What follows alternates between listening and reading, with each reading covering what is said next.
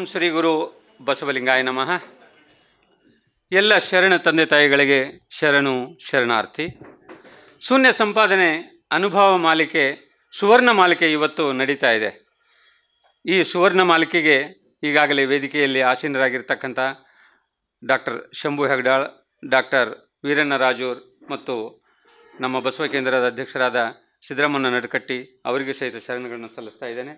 ಅದರೊಂದಿಗೆ ಇಲ್ಲಿ ಆಗಮಿಸಿದಂಥ ಎಲ್ಲ ಶರಣ ತಂದೆ ತಾಯಿಗಳಿಗೂ ಸಹಿತ ಶರಣು ಶರಣಾರ್ಥಿ. ಆನ್ಲೈನ್ ಮೂಲಕ ನೋಡ್ತಕ್ಕಂಥ ಎಲ್ಲ ವೀಕ್ಷಕರಿಗೂ ಶರಣನ್ನು ಸಲ್ಲಿಸ್ತಾ ಇವತ್ತಿನ ಈ ಸುವರ್ಣ ಮಾಲಿಕೆ 50 ಉಪನ್ಯಾಸವನ್ನು ವಚನ ಪ್ರಾರ್ಥನೆಯೊಂದಿಗೆ ಪ್ರಾರಂಭ ಮಾಡೋಣ. ವಚನ ಪ್ರಾರ್ಥನೆಯನ್ನು ಶ್ರೀ ನಿರಂಜನ್ ಹಂಚಿನಾಳ್ ಸಾಫ್ಟ್ವೇರ್ ಇಂಜಿನಿಯರ್ ಇವರು ಪ್ರಾರ್ಥನೆಯನ್ನು ನಡೆಸಿಕೊಡ್ಲಿಕ್ಕೆ ಅವರಲ್ಲಿ ವಿನಂತಿಸ್ತಾ ಇದ್ದೇನೆ. ಎಲ್ಲರಿಗೂ ಶರಣು ಶರಣಾರ್ಥಿ. ಚನ್ನವೀರ ಕಣಿವೆಯವರು ಬರೆದಿರುವಂಥ ನೀಲಾಂಬಿಕೆ ಅವರ ಕವನವನ್ನು ನಾನು ಹೇಳ್ತೀನಿ. ಸದುವಿನಯದ ತುಂಬಿದ ಕೊಡ ತಂದಳು ನೀಲಾಂಬಿಕೆ, ನೀಲಾಂಬಿಕೆ. ಸದುವಿನಯದ ತುಂಬಿದ ಕೊಡ ತಂದಳು ನೀಲಾಂಬಿಕೆ, ನೀಲಾಂಬಿಕೆ. ಕಲ್ಯಾಣದ ಅಂಗಳದಲ್ಲಿ, ಕಲ್ಯಾಣದ ಅಂಗಳದಲ್ಲಿ ತಳಿ ಹೊಡೆದಳು ಚಂದಕ್ಕೆ, ದಾಸೋಹಕ್ಕೆ ಮೀಸಲಾದ. ಕಲ್ಯಾಣದ ಅಂಗಳದಲ್ಲಿ ತಳಿ ಹೊಡೆದಳು ಚಂದಕ್ಕೆ, ಸಮಚಿತ್ತದ ರಂಗೋಲಿಯು ಒಳಹೊರಗು ಧೂಪವು, ಹಾದಾಡುವ ಹೊಸತಿಲಲ್ಲಿ, ಹಾದಾಡುವ ಹೊಸತಿಲಲ್ಲಿ ಹೊಯ್ದಾಡದ ಜ್ಯೋತಿಯು, ಹೊಯ್ದಾಡದ ಜ್ಯೋತಿಯು. ಸದುವಿನಯದ ತುಂಬಿದ ಕೊಡ ತಂದಳು ನೀಲಾಂಬಿಕೆ, ನೀಲಾಂಬಿಕೆ. ಮಹಾಮನೆಯ ಮಹಾತಾಯಿ, ಮಹಾಮನೆಯ ಮಹಾತಾಯಿ ಮಾಸದ ಮಡಿ ಹಾಸಲು, ಮಾಸದ ಮಡಿ ಹಾಸಲು. ದಾಸೋಹಕ್ಕೆ ಮೀಸಲಾದ, ದಾಸೋಹಕ್ಕೆ ಮೀಸಲಾದ ತೃಪ್ತಿಯ ನಗೆ ಸೂಸಲು, ತೃಪ್ತಿಯ ನಗೆ ಸೂಸಲು. ಎಲ್ಲೆಲ್ಲಿಯ ಗಣತಿಂತಿಣಿ, ಎಲ್ಲೆಲ್ಲಿಯ ಗಣತಿಂತಿಣಿ ತಣಿದು ಹಾಡಿ ಹರಸಲು, ತಣಿದು ಹಾಡಿ ಹರಸಲು. ಭಕ್ತಿಯ ಭಾಂಡಾರ ತುಂಬಿ, ಭಕ್ತಿಯ ಭಾಂಡಾರ ತುಂಬಿ ಹರಡಿತು ಬೆಳದಿಂಗಳು, ಹರಡಿತು ಬೆಳದಿಂಗಳು. ಸದುವಿನಯದ ತುಂಬಿದ ಕೊಡ ತಂದಳು ನೀಲಾಂಬಿಕೆ, ನೀಲಾಂಬಿಕೆ. ಅಯ್ಯನ ಕೈನೋವು ತೆನಲು, ಅಯ್ಯನ ಕೈನೋವು ತೆನಲು ಆಭರಣವ ಕೊಟ್ಟಳು, ಅಯ್ಯನ ಕೈನೋವು ತೆನಲು ಆಭರಣವ ಕೊಟ್ಟಳು. ಅನುಭಾವದ ಅಲಂಕಾರ, ಅನುಭಾವದ ಅಲಂಕಾರ ಆಚರಣೆಯ ತೊಟ್ಟಳು, ಆಚರಣೆಯ ತೊಟ್ಟಳು. ನೆರಳಾದಳು ಬಸವಣ್ಣನ, ನೆರಳಾದಳು ಬಸವಣ್ಣನ ಹರಳಾದಳು ಬೆರಳಿಗೆ, ಅರಳಾದಳು ಲಿಂಗದಲ್ಲಿ, ಅರಳಾದಳು ಲಿಂಗದಲ್ಲಿ ಪರಿಮಳಿಸುತ್ತ ಪೂಜೆಗೆ, ಪರಿಮಳಿಸುತ್ತ ಪೂಜೆಗೆ ಸದುವಿನಯದ ತುಂಬಿದ ಕೊಡ ತಂದಳು ನೀಲಾಂಬಿಕೆ ನೀಲಾಂಬಿಕೆ. ಏನೋ ನೋವು ಹೇಳಲಿಲ್ಲ, ಏನೋ ನೋವು ಹೇಳಲಿಲ್ಲ, ಕೇಳಲಿಲ್ಲ ಮಡದಿಗೆ. ಏನೋ ನೋವು ಹೇಳಲಿಲ್ಲ, ಕೇಳಲಿಲ್ಲ ಮಡದಿಗೆ. ಹಾಗೆ ಹೊರಟು ಹೋದರಣ್ಣ, ಹಾಗೆ ಹೊರಟು ಹೋದರಣ್ಣ ಕಲ್ಯಾಣದ ಹುಡದಿಗೆ, ಕಲ್ಯಾಣದ ಹುಡದಿಗೆ. ಕೂಡಲದಲ್ಲಿ ನೀರು ಹರಿದು, ಕೂಡಲದಲ್ಲಿ ನೀರು ಹರಿದು ತಿಳಿಗೊಂಡಿತು ಬನ್ನಿರಿ. ನೀಲಾಂಬಿಕೆ ನೆನಪಾದಳು, ನೀಲಾಂಬಿಕೆ ನೆನಪಾದಳು. ಬೇಗನೆ ಕರೆ ತನ್ನಿರಿ, ಬೇಗನೆ ಕರೆ ತನ್ನಿರಿ. ಸದುವಿನಯದ ತುಂಬಿದ ಕೊಡ ತಂದಳು ನೀಲಾಂಬಿಕೆ, ನೀಲಾಂಬಿಕೆ. ಕರಸ್ಥಲದಿ ಬಸವರೂಪ, ಕರಸ್ಥಲದಿ ಬಸವರೂಪ ಪರಿಣಾಮವ ಮೀರಿಸಿ. ಬಸವಯ್ಯನ ಮಾಡಿದಾಟ, ಬಸವಯ್ಯನು ಮಾಡಿದಾಟ ಲಿಂಗದೆಡೆಗೆ ತೋರಿಸಿ, ಲಿಂಗದೆಡೆಗೆ ತೋರಿಸಿ. ಅಲ್ಲಿ ಇಲ್ಲಿ ಉಭಯವಳಿದು, ಅಲ್ಲಿ ಇಲ್ಲಿ ಉಭಯವಳಿದು ಅಂಗೈಯಲ್ಲಿ ಸಂಗಮ. ಅಲ್ಲಿದ್ದರು ಇಲ್ಲಿಲ್ಲವೇನು, ಅಲ್ಲಿದ್ದರು ಇಲ್ಲಿಲ್ಲವೇನು ಜಗದ ಜೀವ ಜಂಗಮ, ಜಗದ ಜೀವ ಜಂಗಮ. ಸದುವಿನಯದ ತುಂಬಿದ ಕೊಡ ತಂದಳು ನೀಲಾಂಬಿಕೆ, ನೀಲಾಂಬಿಕೆ.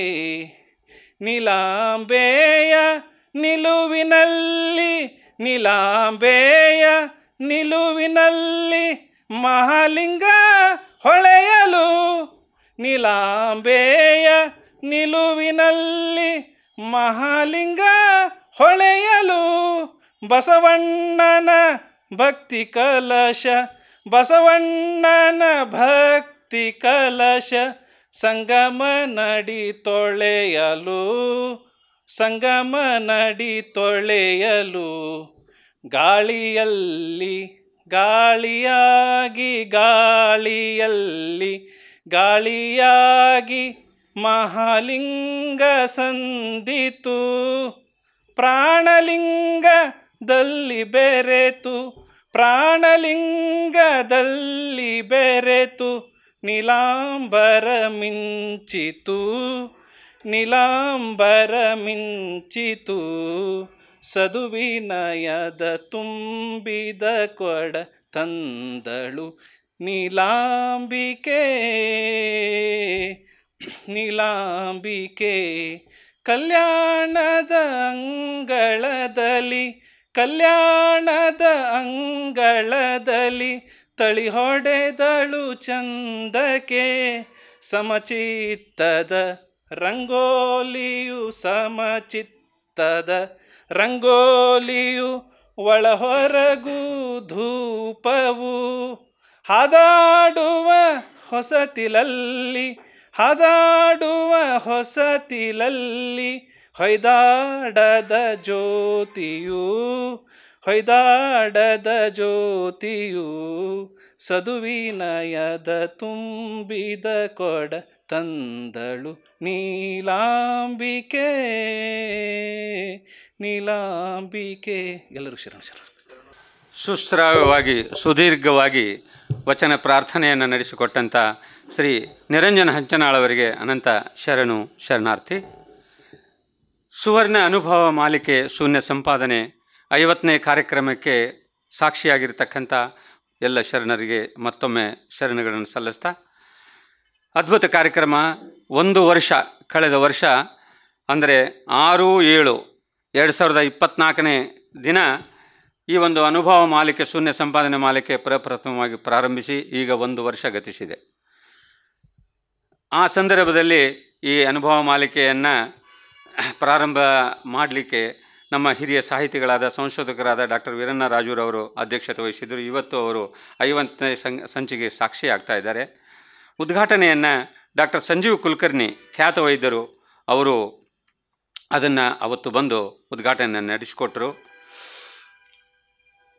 ಆ ಒಂದು ಕಾರ್ಯಕ್ರಮ ಮುಗಿದ ತಕ್ಷಣ ಕಲಬುರಗಿ ಬಸವ ಸಮಿತಿಯಿಂದ 1 ತಿಂಗಳ ವಚನ ಆಷಾಢ, ಸಾಮಾನ್ಯವಾಗಿ ವಚನ ಆಷಾಢ ಅಲ್ಲಿ ಕಲಬುರಗಿ ಬಸವ ಸಮಿತಿಯಿಂದ 1 ತಿಂಗಳ ಪರ್ಯಂತ ದಿನಾಲು 6 ಗಂಟೆಯಿಂದ 8 ಗಂಟೆವರೆಗೆ ನಡೀತಾ ಇತ್ತು.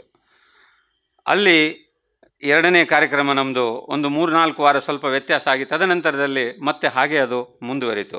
ಅದೇ ರೀತಿ ಈಗ ಸಹಿತ ನಮ್ಮದು ಈ 50ನೇ ಕಾರ್ಯಕ್ರಮ, ಆ ಕಾರ್ಯಕ್ರಮ ಮುಗಿದ ಮೇಲೆ ನಡೀತಾ ಇರೋದು ಇನ್ನೊಂದು ವಿಶೇಷ ಆಗಿದೆ. ಇಲ್ಲಿವರೆಗೆ ಸುಮಾರು 49 ಸಂಚಿಕೆಗಳನ್ನು ಮುಕ್ತಾಯ ಮಾಡಿ ಇವತ್ತು 50ನೇ ಸಂಚಿಕೆ ನಡೀತಾ ಇದೆ. ಅಲ್ಲಿ ಈ ವರ್ಷ ಸಹಿತ ಕಲಬುರಗಿಯಲ್ಲಿ ವಚನ ಆಷಾಢದ ಪ್ರಯುಕ್ತ ಮಹಾನ್ ದಾರ್ಶನಿಕ ಬಸವಣ್ಣ ಈ ವಿಷಯದ ಮೇಲೆ ಅಖಂಡ 1 ತಿಂಗಳ ಪ್ರವಚನವನ್ನು ಪರಮಪೂಜ್ಯ ಶರಣಬಸವ ಸ್ವಾಮಿಗಳು ಸಹಿತ ನಡೆಸಿಕೊಟ್ಟಿದ್ದಾರೆ. ಇದು ಕಲಬುರಗಿ ಬಸವ ಸಮಿತಿಯಿಂದ ನಡೆಯಿತು. ಈಗ ನಮ್ಮ ಈ ಕಾರ್ಯಕ್ರಮ 50ನೇ ಕಾರ್ಯಕ್ರಮ ಬಸವ ಸಮಿತಿಯಲ್ಲಿ ಒಂದು ಏನೋ ದಾಖಲೆ ನಿರ್ಮಿಸ್ತಕ್ಕಂಥದ್ದು ಒಂದು ಆಗಿದೆ ಅಂತ ಹೇಳಲಿಕ್ಕೆ ಬಹಳ ಸಂತೋಷ ಆಗ್ತಾ ಇದೆ. ನಾವು 25ನೇ ಕಾರ್ಯಕ್ರಮ ಮುಗಿದ ತಕ್ಷಣ ಏನಾದರೂ ಒಂದು ಕಾರ್ಯಕ್ರಮ ಹಮ್ಮಿಕೊಳ್ಳೋಣ ಅಂತ ಯೋಚನೆ ಮಾಡಿದ್ದೀವಿ. ಎಲ್ಲ ಸದಸ್ಯರು ಮತ್ತು ಬಸವ ಕೇಂದ್ರದ ಸದಸ್ಯರೆಲ್ಲ ಸೇರಿ ಒಂದು ಪ್ರವಾಸಕ್ಕೆ ಹೋಗೋಣ ಅಂತ. ನಮ್ಮ ನಡಕಟ್ಟಿ ಅನ್ನೋರು ಸಹಿತ, ನಮ್ಮ ಕೆಲವರು ಇದ್ದಾರೆ ಶಿಷ್ಯರು, ಅವ್ರನ್ನೂ ಸಹಿತ ಕಳಿಸ್ತೇವೆ ಅಂತ ಅವ್ರಿಗೆ ಹೇಳಿದರು. ಹಾಗಾಗಿ ಶ್ರೀ ಹೆಗಡಾಳ್ ಅವರ, ಡಾಕ್ಟರ್ ಹೆಗಡಾಳ್ ಅವರ ನೇತೃತ್ವದಲ್ಲಿ 25ನೇ ಸಂಚಿಕೆ ಮುಗಿದ ಮೇಲೆ ಬಸವ ಕೇಂದ್ರದ ಸದಸ್ಯರು, ಸಮಿತಿ ಸದಸ್ಯರೆಲ್ಲ ಸೇರಿಕೊಂಡು ನಾವು ಶರಣರ ಕ್ಷೇತ್ರಗಳಿಗೆ ಭೇಟಿ ನೀಡಿದ್ದೀವಿ. ಆಗ ನಮ್ಮ ಮಲ್ಲಿಕಾರ್ಜುನ್ ಹಳ್ಳಿಕೇರಿ ಅವರ ಒಂದು ಲೀಡರ್ಶಿಪ್ನಲ್ಲಿ ನಾವು ಶರಣರ ಕ್ಷೇತ್ರಗಳಿಗೆ, ಅದರಲ್ಲಿಯೂ ಸಹಿತ ಹಾನಗಲ್ ಕುಮಾರಸ್ವಾಮಿಯವರ ಮಠ, ತೊಗರ್ಸಿ, ಅಲ್ಲಮಪ್ರಭುಗಳ ಜನ್ಮಸ್ಥಳ, ಅವರು ಅನುಷ್ಠಾನ ಮಾಡಿದ ಸ್ಥಳ ಬಳ್ಳಿಗಾವೆ, ಅಕ್ಕ ಮಹಾದೇವಿಯ ಸ್ಥಳ ಉಡುತಡಿ, ಅಲ್ಲೆಲ್ಲ ಒಂದು ದಿವಸದ ಪ್ರವಾಸವನ್ನು ನಾವು ಕಳೆದ 4-5 ತಿಂಗಳ ಹಿಂದೆ ನೋಡ್ಕೊಂಡು ಬಂದೀವಿ. ಇವತ್ತು ವಿಶೇಷವಾಗಿ 50ನೇ ಕಾರ್ಯಕ್ರಮವನ್ನು ಒಂದು ವಿಜೃಂಭಣೆಯಿಂದ ಮಾಡೋಣ ಅಂತ ಈಗೆಲ್ಲ ಸೇರಿದ್ದೀವಿ. ಅದಕ್ಕಾಗಿ ನಮಗೆ ಇವತ್ತು ಉಪಸ್ಥಿತರಿದ್ದಾರೆ ನಮ್ಮ ಬಸವ ಕೇಂದ್ರದ ಅಧ್ಯಕ್ಷರಾದ ನಡಕಟ್ಟಿ ಅನ್ನೋರು, ಅವರಿಗೆ ಸಹಿತ ನಾನು ಅನಂತ ವಂದನೆಯನ್ನು ಸಲ್ಲಿಸ್ತಾ ಇದ್ದೇನೆ. ಡಾಕ್ಟರ್ ರಾಜೂರವರಿಗೆ ಸ್ವಾಗತ ಮತ್ತು ನಮ್ಮ ಶಂಭು ಹೆಗಡಾಳ್ ಅವರಿಗೆ ಸ್ವಾಗತವನ್ನು ಮಾಡ್ತಾ, 50ನೇ ಮಾಲಿಕೆ ಇದು ಒಂದು ಹೆಮ್ಮೆಯ ವಿಷಯ. ಮುಕ್ತಾಯಕನ ಪ್ರಸಂಗವನ್ನು ಮುಗಿದು ಈಗ ಪ್ರಭುದೇವರು ಮತ್ತು ಸಿದ್ದರಾಮೇಶ್ವರದ ನಡೀತಾ ಇದೆ. ಸುಮಾರು 140 ವಚನಗಳಿದೆ. ಒಂದು ದಿನಕ್ಕೆ ಅವರು ಸುಮಾರು 4-5 ವಚನಗಳ ಮುಗಿಯುವಷ್ಟೊತ್ತಿಗೆ ವೇಳೆ ಆಗ್ತಾ ಇರೋದು. ಇನ್ನೂ 80-90 ವಚನಗಳಷ್ಟು ಇದೆ. ಅದ್ಭುತವಾಗಿ ಅವತ್ತು ಅವರು, ನಾವು ಪ್ರಾರಂಭದಲ್ಲಿ ಕೇಳ್ಕೊಂಡಾಗ ಅವತ್ತು ಹೇಳಿದರು, ಬಂದು ನೀವು ಶಾಂತವಾಗಿ ಕೇಳಿಕೊಂಡು ಹೋಗಿ ಸಂತೋಷದಿಂದ ಖುಷಿಯಾಗಿ, ಅದೇ ಒಂದು ನಮಗೆ ಸಂತೋಷ ತರ್ತಕ್ಕಂಥ ವಿಷಯ ಅಂತ ಹೇಳಿ ಆ ಪ್ರತಿಯೊಂದು ವಚನದ ವಿಶ್ಲೇಷಣೆಯನ್ನು ತುಂಬ ಅದ್ಭುತವಾಗಿ ಮಾಡ್ತಾ ಇದ್ದಾರೆ. ಅದು ಪ್ರತಿ ಕಾರ್ಯಕ್ರಮದಿಂದ ಇನ್ನೊಂದು ಕಾರ್ಯಕ್ರಮಕ್ಕೆ ಹೆಚ್ಚಿನ ಸಂಖ್ಯೆಯಲ್ಲಿ ವೀಕ್ಷಕರು ಜಾಸ್ತಿ ಆಗ್ತಾ ಇದ್ದಾರೆ.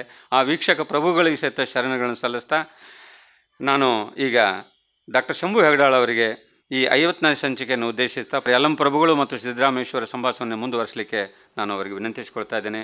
ಸರ್ವರಿಗೂ ಶರಣು ಶರಣಾರ್ಥಿ. ಕಾಯದೊಳು ಗುರುಲಿಂಗ ಜಂಗಮದಾಯತವನರಿಯಲ್ಕೆ ಸುಲಭೋಪಾಯದಿಂದಿದರಿಟ್ಟು ಬಾಹ್ಯಸ್ಥಲಕ್ಕೆ ಕುರುಹಾಗಿ ದಾಯದೋರಿ ಸಮಸ್ತ ಭಕ್ತನಿ ಕಾಯವನು ಪಾವನವ ಮಾಡಿದ ರಾಯಪೂರ್ವಾಚಾರ್ಯ ಸಂಗನ ಬಸವ ಶರಣಾರ್ಥಿ. ಪ್ರಾತಸ್ಮರಣೀಯರಾದಂಥ ಬಸವಾದಿ ಶರಣರನ್ನು ನೆನೆದುಕೊಂಡು ಪ್ರಪಂಚದಲ್ಲೇ ದಾರ್ಶನಿಕರಲ್ಲಿ ಭಕ್ತಿಯಿಂದ ವಂದಿಸಿ, ಬಸವ ಸಮಿತಿಯ ಎಲ್ಲ ಪದಾಧಿಕಾರಿಗಳಲ್ಲಿ, ಬಸವ ಕೇಂದ್ರದ ಎಲ್ಲ ಪದಾಧಿಕಾರಿಗಳಲ್ಲಿ, ಸದಸ್ಯರಲ್ಲಿ ಭಕ್ತಿಯ ಶರಣಾರ್ಥಿಗಳನ್ನು ಸಲ್ಲಿಸಿ, ಇವತ್ತಿನ ಈ ವಿಶೇಷ ಸಂಚಿಕೆಯ ಅಧ್ಯಕ್ಷತೆಯನ್ನು ನಮ್ಮೆಲ್ಲರ ಮಾರ್ಗದರ್ಶಕರಾಗಿರ್ತಕ್ಕಂಥ ಡಾಕ್ಟರ್ ವೀರಣ್ಣ ರಾಜೂರ್ ಸರ್ ವಹಿಸ್ಕೊಂಡಿದ್ದಾರೆ. ಅವರಲ್ಲಿ ಕೂಡ ಭಕ್ತಿಯಿಂದ ವಂದಿಸಿ, ನಮ್ಮ ಬಸವ ಕೇಂದ್ರದ ಅಧ್ಯಕ್ಷರಾಗಿರ್ತಕ್ಕಂಥ ನಮ್ಮ ಹಿರಿಯರಾದ ಶ್ರೀ ಸಿದ್ದರಾಮಣ್ಣ ನಡಕಟ್ಟಿಯವರಲ್ಲಿ ಭಕ್ತಿಯಿಂದ ವಂದಿಸಿ, ಬಸವ ಸಮಿತಿಯ ಸಂಚಾಲಕರು ಧಾರವಾಡದ್ದು ಶ್ರೀಯುತ ಮುಳುಕೂರು ಅವರಲ್ಲಿ ವಂದಿಸಿ, ಇಲ್ಲಿ ನೆರೆದು ಬಂದಂಥ ಎಲ್ಲ 50 ಸಂಚಿಕೆಯಲ್ಲೂ ಭಾಗವಹಿಸಿದಂಥ ಅವ್ರು ಭಾಳಷ್ಟು ಜನ ಇಲ್ಲಿದ್ದೀರಿ. ಯಾವ ಸಂಚಿಕೆಯನ್ನು ತಪ್ಪಿಸಲಾರ್ದೇ ಪ್ರತಿ ಸಂಚಿಕೆಗೂ ನೀವು ಬಂದು ಇಲ್ಲಿ ಈ ಒಂದು ಅನುಭವ ಮಾಲಿಕೆಯಲ್ಲಿ ಪಾಲ್ಗೊಂಡಿದ್ದೀರಿ. ನಿಮಗೆಲ್ಲರಿಗೂ ನನ್ನ ಭಕ್ತಿಯ ಶರಣಾರ್ಥಿಗಳನ್ನು ಸಲ್ಲಿಸಿ, ಆನ್ಲೈನ್ ಮೂಲಕ ವೀಕ್ಷಣೆ ಮಾಡತಕ್ಕಂಥ ಎಲ್ಲರಲ್ಲಿಯೂ ಕೂಡ ಭಕ್ತಿಯಿಂದ ವಂದಿಸಿ, ಇವತ್ತಿನ ಈ ಕಾರ್ಯಕ್ರಮ ನಮ್ಮ ಮುಳುಕೂರು ಸರ್ ಹೇಳಿದರು, ಇಲ್ಲ ಇವತ್ತಿನದ್ದು ಏನಾದರೂ ವಿಶೇಷ ಮಾಡೋಣ. ನಾ ಅಂದೆ, ಇದು ನಮ್ಮ ದೃಷ್ಟಿಯಲ್ಲಿ ಇದು ಬರೀ ನಂಬರ್ ಅಷ್ಟೇ, 50, 49, 100, 75 ಭಾಳ ಸಹಜವಾಗಿರಬೇಕು. ಆದರೂ ಒಂದೇನೋ ಘಟ್ಟ, ಆದರೂ ಒಂದೇನೋ ಮಾನಸಿಕವಾಗಿ ನಮಗೊಂದು ನೆಮ್ಮದಿ. 50ಕ್ಕೆ ಬಂದು ಹತ್ತಿದ್ವಿ, 75ಕ್ಕೆ ಬಂದು ಹತ್ತಿದ್ವಿ, 100ಕ್ಕೆ ಬಂದು ಹತ್ತಿದ್ವಿ. ಎಲ್ಲರೂ 50ನೇ ಬರ್ತ್ಡೇ ಆಚರಿಸ್ಕೋತಾರೆ, 25ನೇ ವರ್ಷದ್ದು ಬರ್ತ್ಡೇ ಹಿಂಗೆ ಇದಕ್ಕೂ ಒಂದು ಸೆಲೆಬ್ರೇಷನ್ ಇರಲಿ ಅಂತ ನಮ್ಮ ಹಳ್ಳಿಕೆರೆಯವರು ಮುಳುಕೂರವರು ವ್ಯಕ್ತಪಡಿಸಿದರು. ಮತ್ತು ಏನು ಮಾಡೋದು ಅದೇನಿಲ್ಲ, ಉದ್ಘಾಟನೆಗೆ ಬಂದಂಥ ನಮ್ಮ ಹಿರಿಯರಿದ್ದಾರೆ, ಅವ್ರನ್ನ ಹೊಳ್ಳಿ ಇದಕ್ಕೆ ಕರೀರಿ, ಅವ್ರು ಖುಷಿ ಪಡ್ತಾರೆ. ಬಸವ ಕೇಂದ್ರದ ಸಹಯೋಗೈತೆ ಇದಕ್ಕೆ, ಅವ್ರ ಅಧ್ಯಕ್ಷರು ಇರ್ತಾರೆ, ಅವ್ರನ್ನ ಕರೀರಿ. ಏನು ನೋಡಿದೆ ಎಲ್ಲರೂ ಸದಸ್ಯರಿರ್ತಾರೆ. ಒಂದು ಇದೇ ರೀತಿಯಾದ ವಿಶೇಷತೆ. ಈ ಸಂದರ್ಭದಲ್ಲಿ ನಾನು ಸ್ವಲ್ಪ ಮಾತಾಡ್ತೇನೆ ಇವತ್ತು, ಉಳಿದದ್ದನ್ನು ನಮ್ಮ ರಾಜೂರ್ ಸರ್ ಮಾತನಾಡ್ತಾರೆ ಅನ್ನೋಂಥ ಮಾತು. ಇಲ್ಲಿ ಕಳೆದ ವಾರ ನಾವು ಏನು ನೋಡಿದ್ವಿ ಅಂತಂದರೆ, ಸಿದ್ದರಾಮಯ್ಯ ದೇವರು ಪ್ರಭುದೇವರಲ್ಲಿ ಭಿನ್ನಯಿಸಿದ ಮೇಲೆ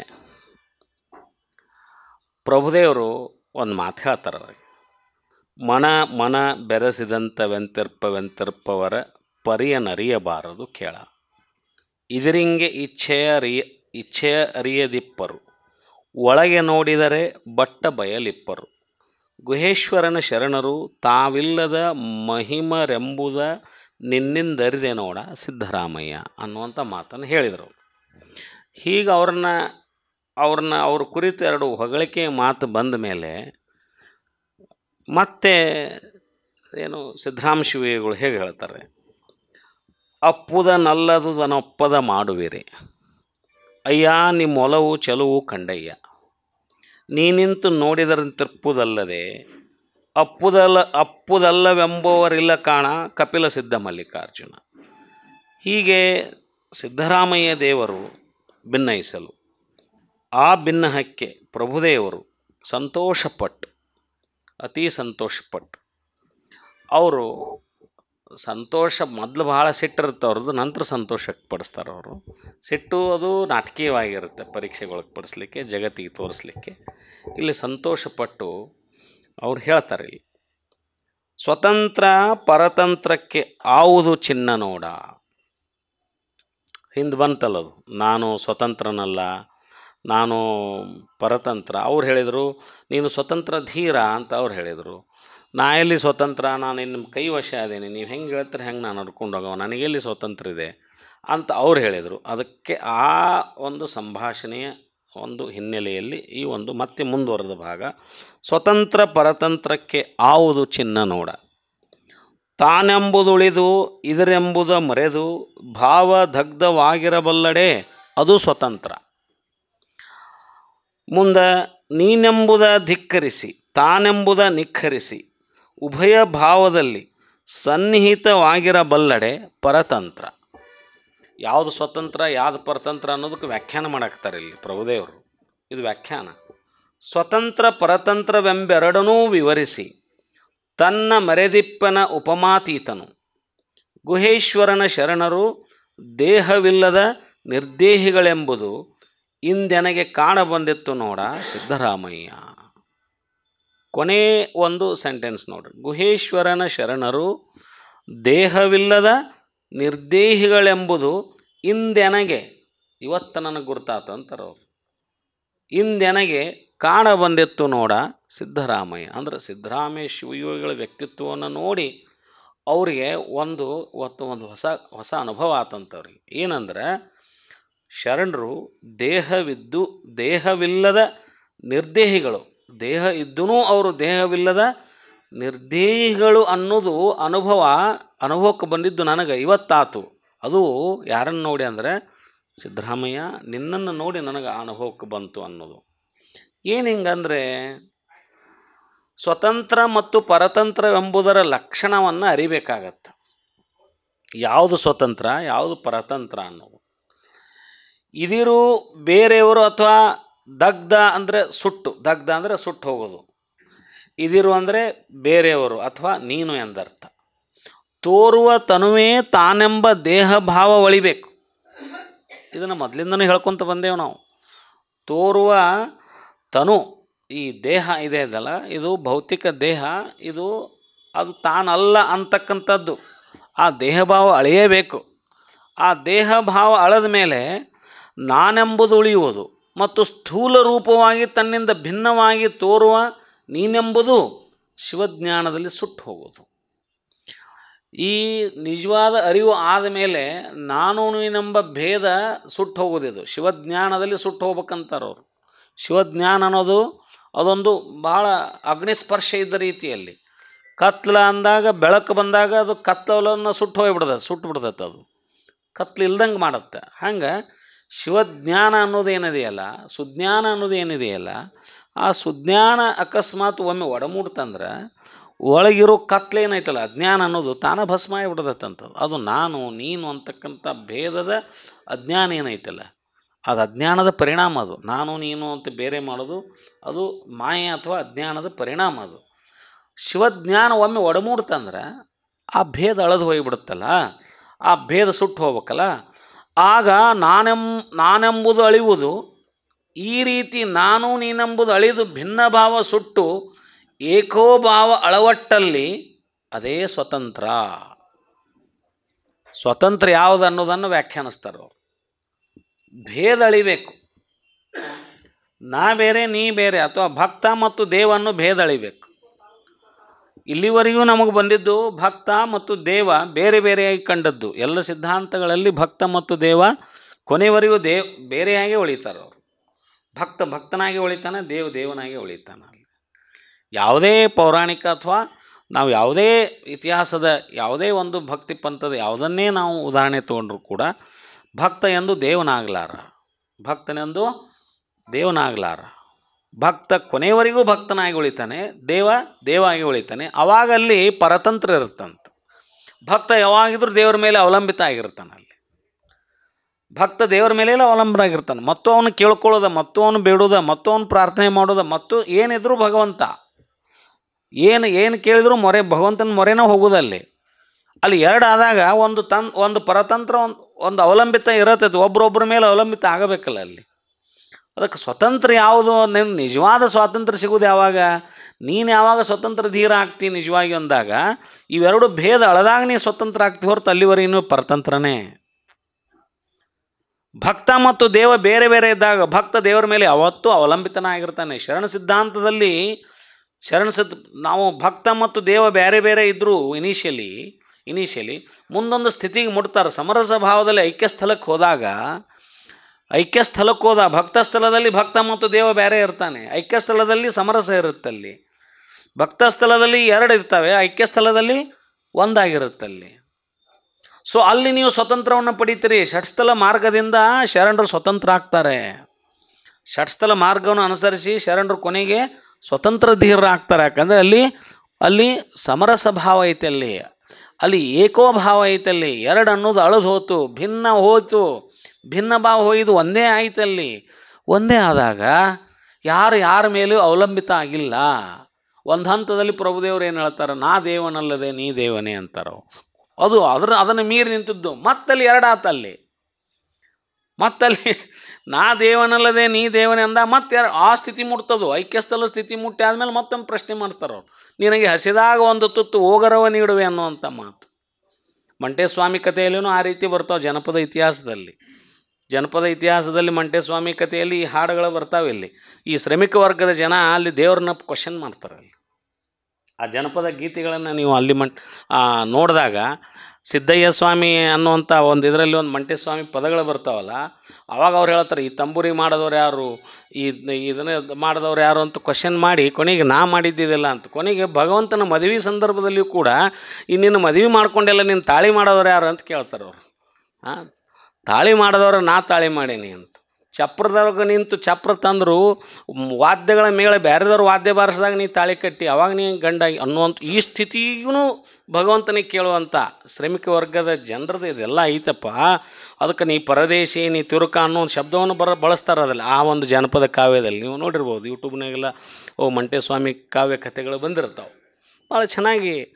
ಈ ರೀತಿಯಾಗಿ ನಾ ದೇವನಲ್ಲದೆ ನೀ ದೇವನೇ ಅನ್ನುವಂಥ ಕ್ವಶನ್ ಬರುವಂಥ ಸ್ಥಿತಿ ಬಂದಾಗ ಇದು ಪರತಂತ್ರದ ಸ್ಥಿತಿ, ಸಂಪೂರ್ಣ ಸ್ವಾತಂತ್ರ್ಯದ ಸ್ಥಿತಿ ಅಂತಿದು. ಸಂಪೂರ್ಣ ಸ್ವತಂತ್ರರಾಗಿರ್ತಕ್ಕಂಥ ಶರಣರಿವರು ಅಂತಕ್ಕಂಥ ಮಾತು. ಇಲ್ಲಿ ಏನು ಬಂತು? ಉಭಯ ಭಾವದಲ್ಲಿ ಸನ್ನಿಹಿತವಾಗಿರಬಲ್ಲಡೆ ಪರತಂತ್ರ.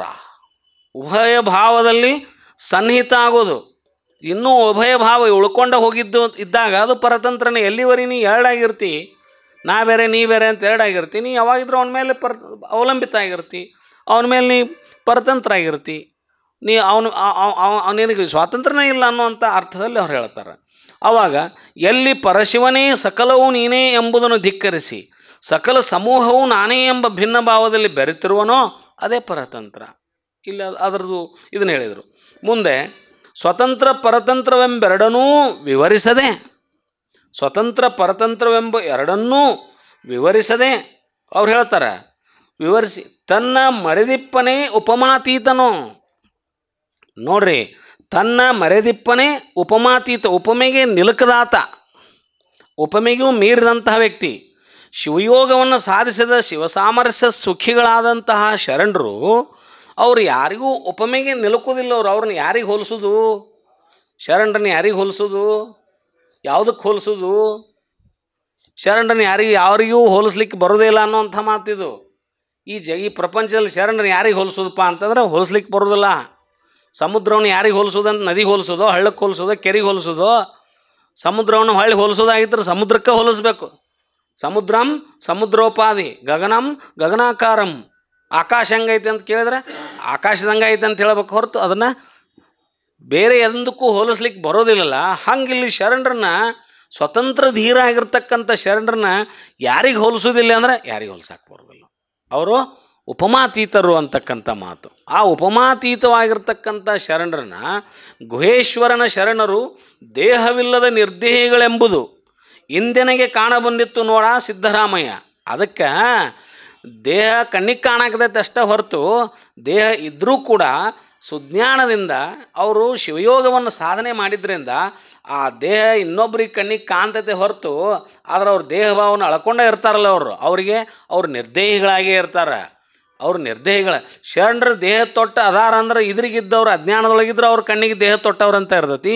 ಬಟ್ ಶರಣರ ನಿಲುವನ್ನೇ ಹೊತ್ತದ ಬಂದಂತ ಇನ್ನೊಬ್ಬ ಶರಣ ಇದ್ರಿಗೆ ಬಂದಾಗ ಗುರ್ತಾಗತ್ತೆ ಇವರು ನಿರ್ದೇಹಿಗಳೇ ಅಂತ. ಅವರು ಅಂಗಭಾವವನ್ನು ಏನು ಮಾಡ್ಕೊಂಡವರು, ಕಳ್ಕೊಂಡವರು ಅಂತಕ್ಕಂಥ ಮಾತಿನಲ್ಲಿ ಇಲ್ಲಿ ಹೇಳಿದರು.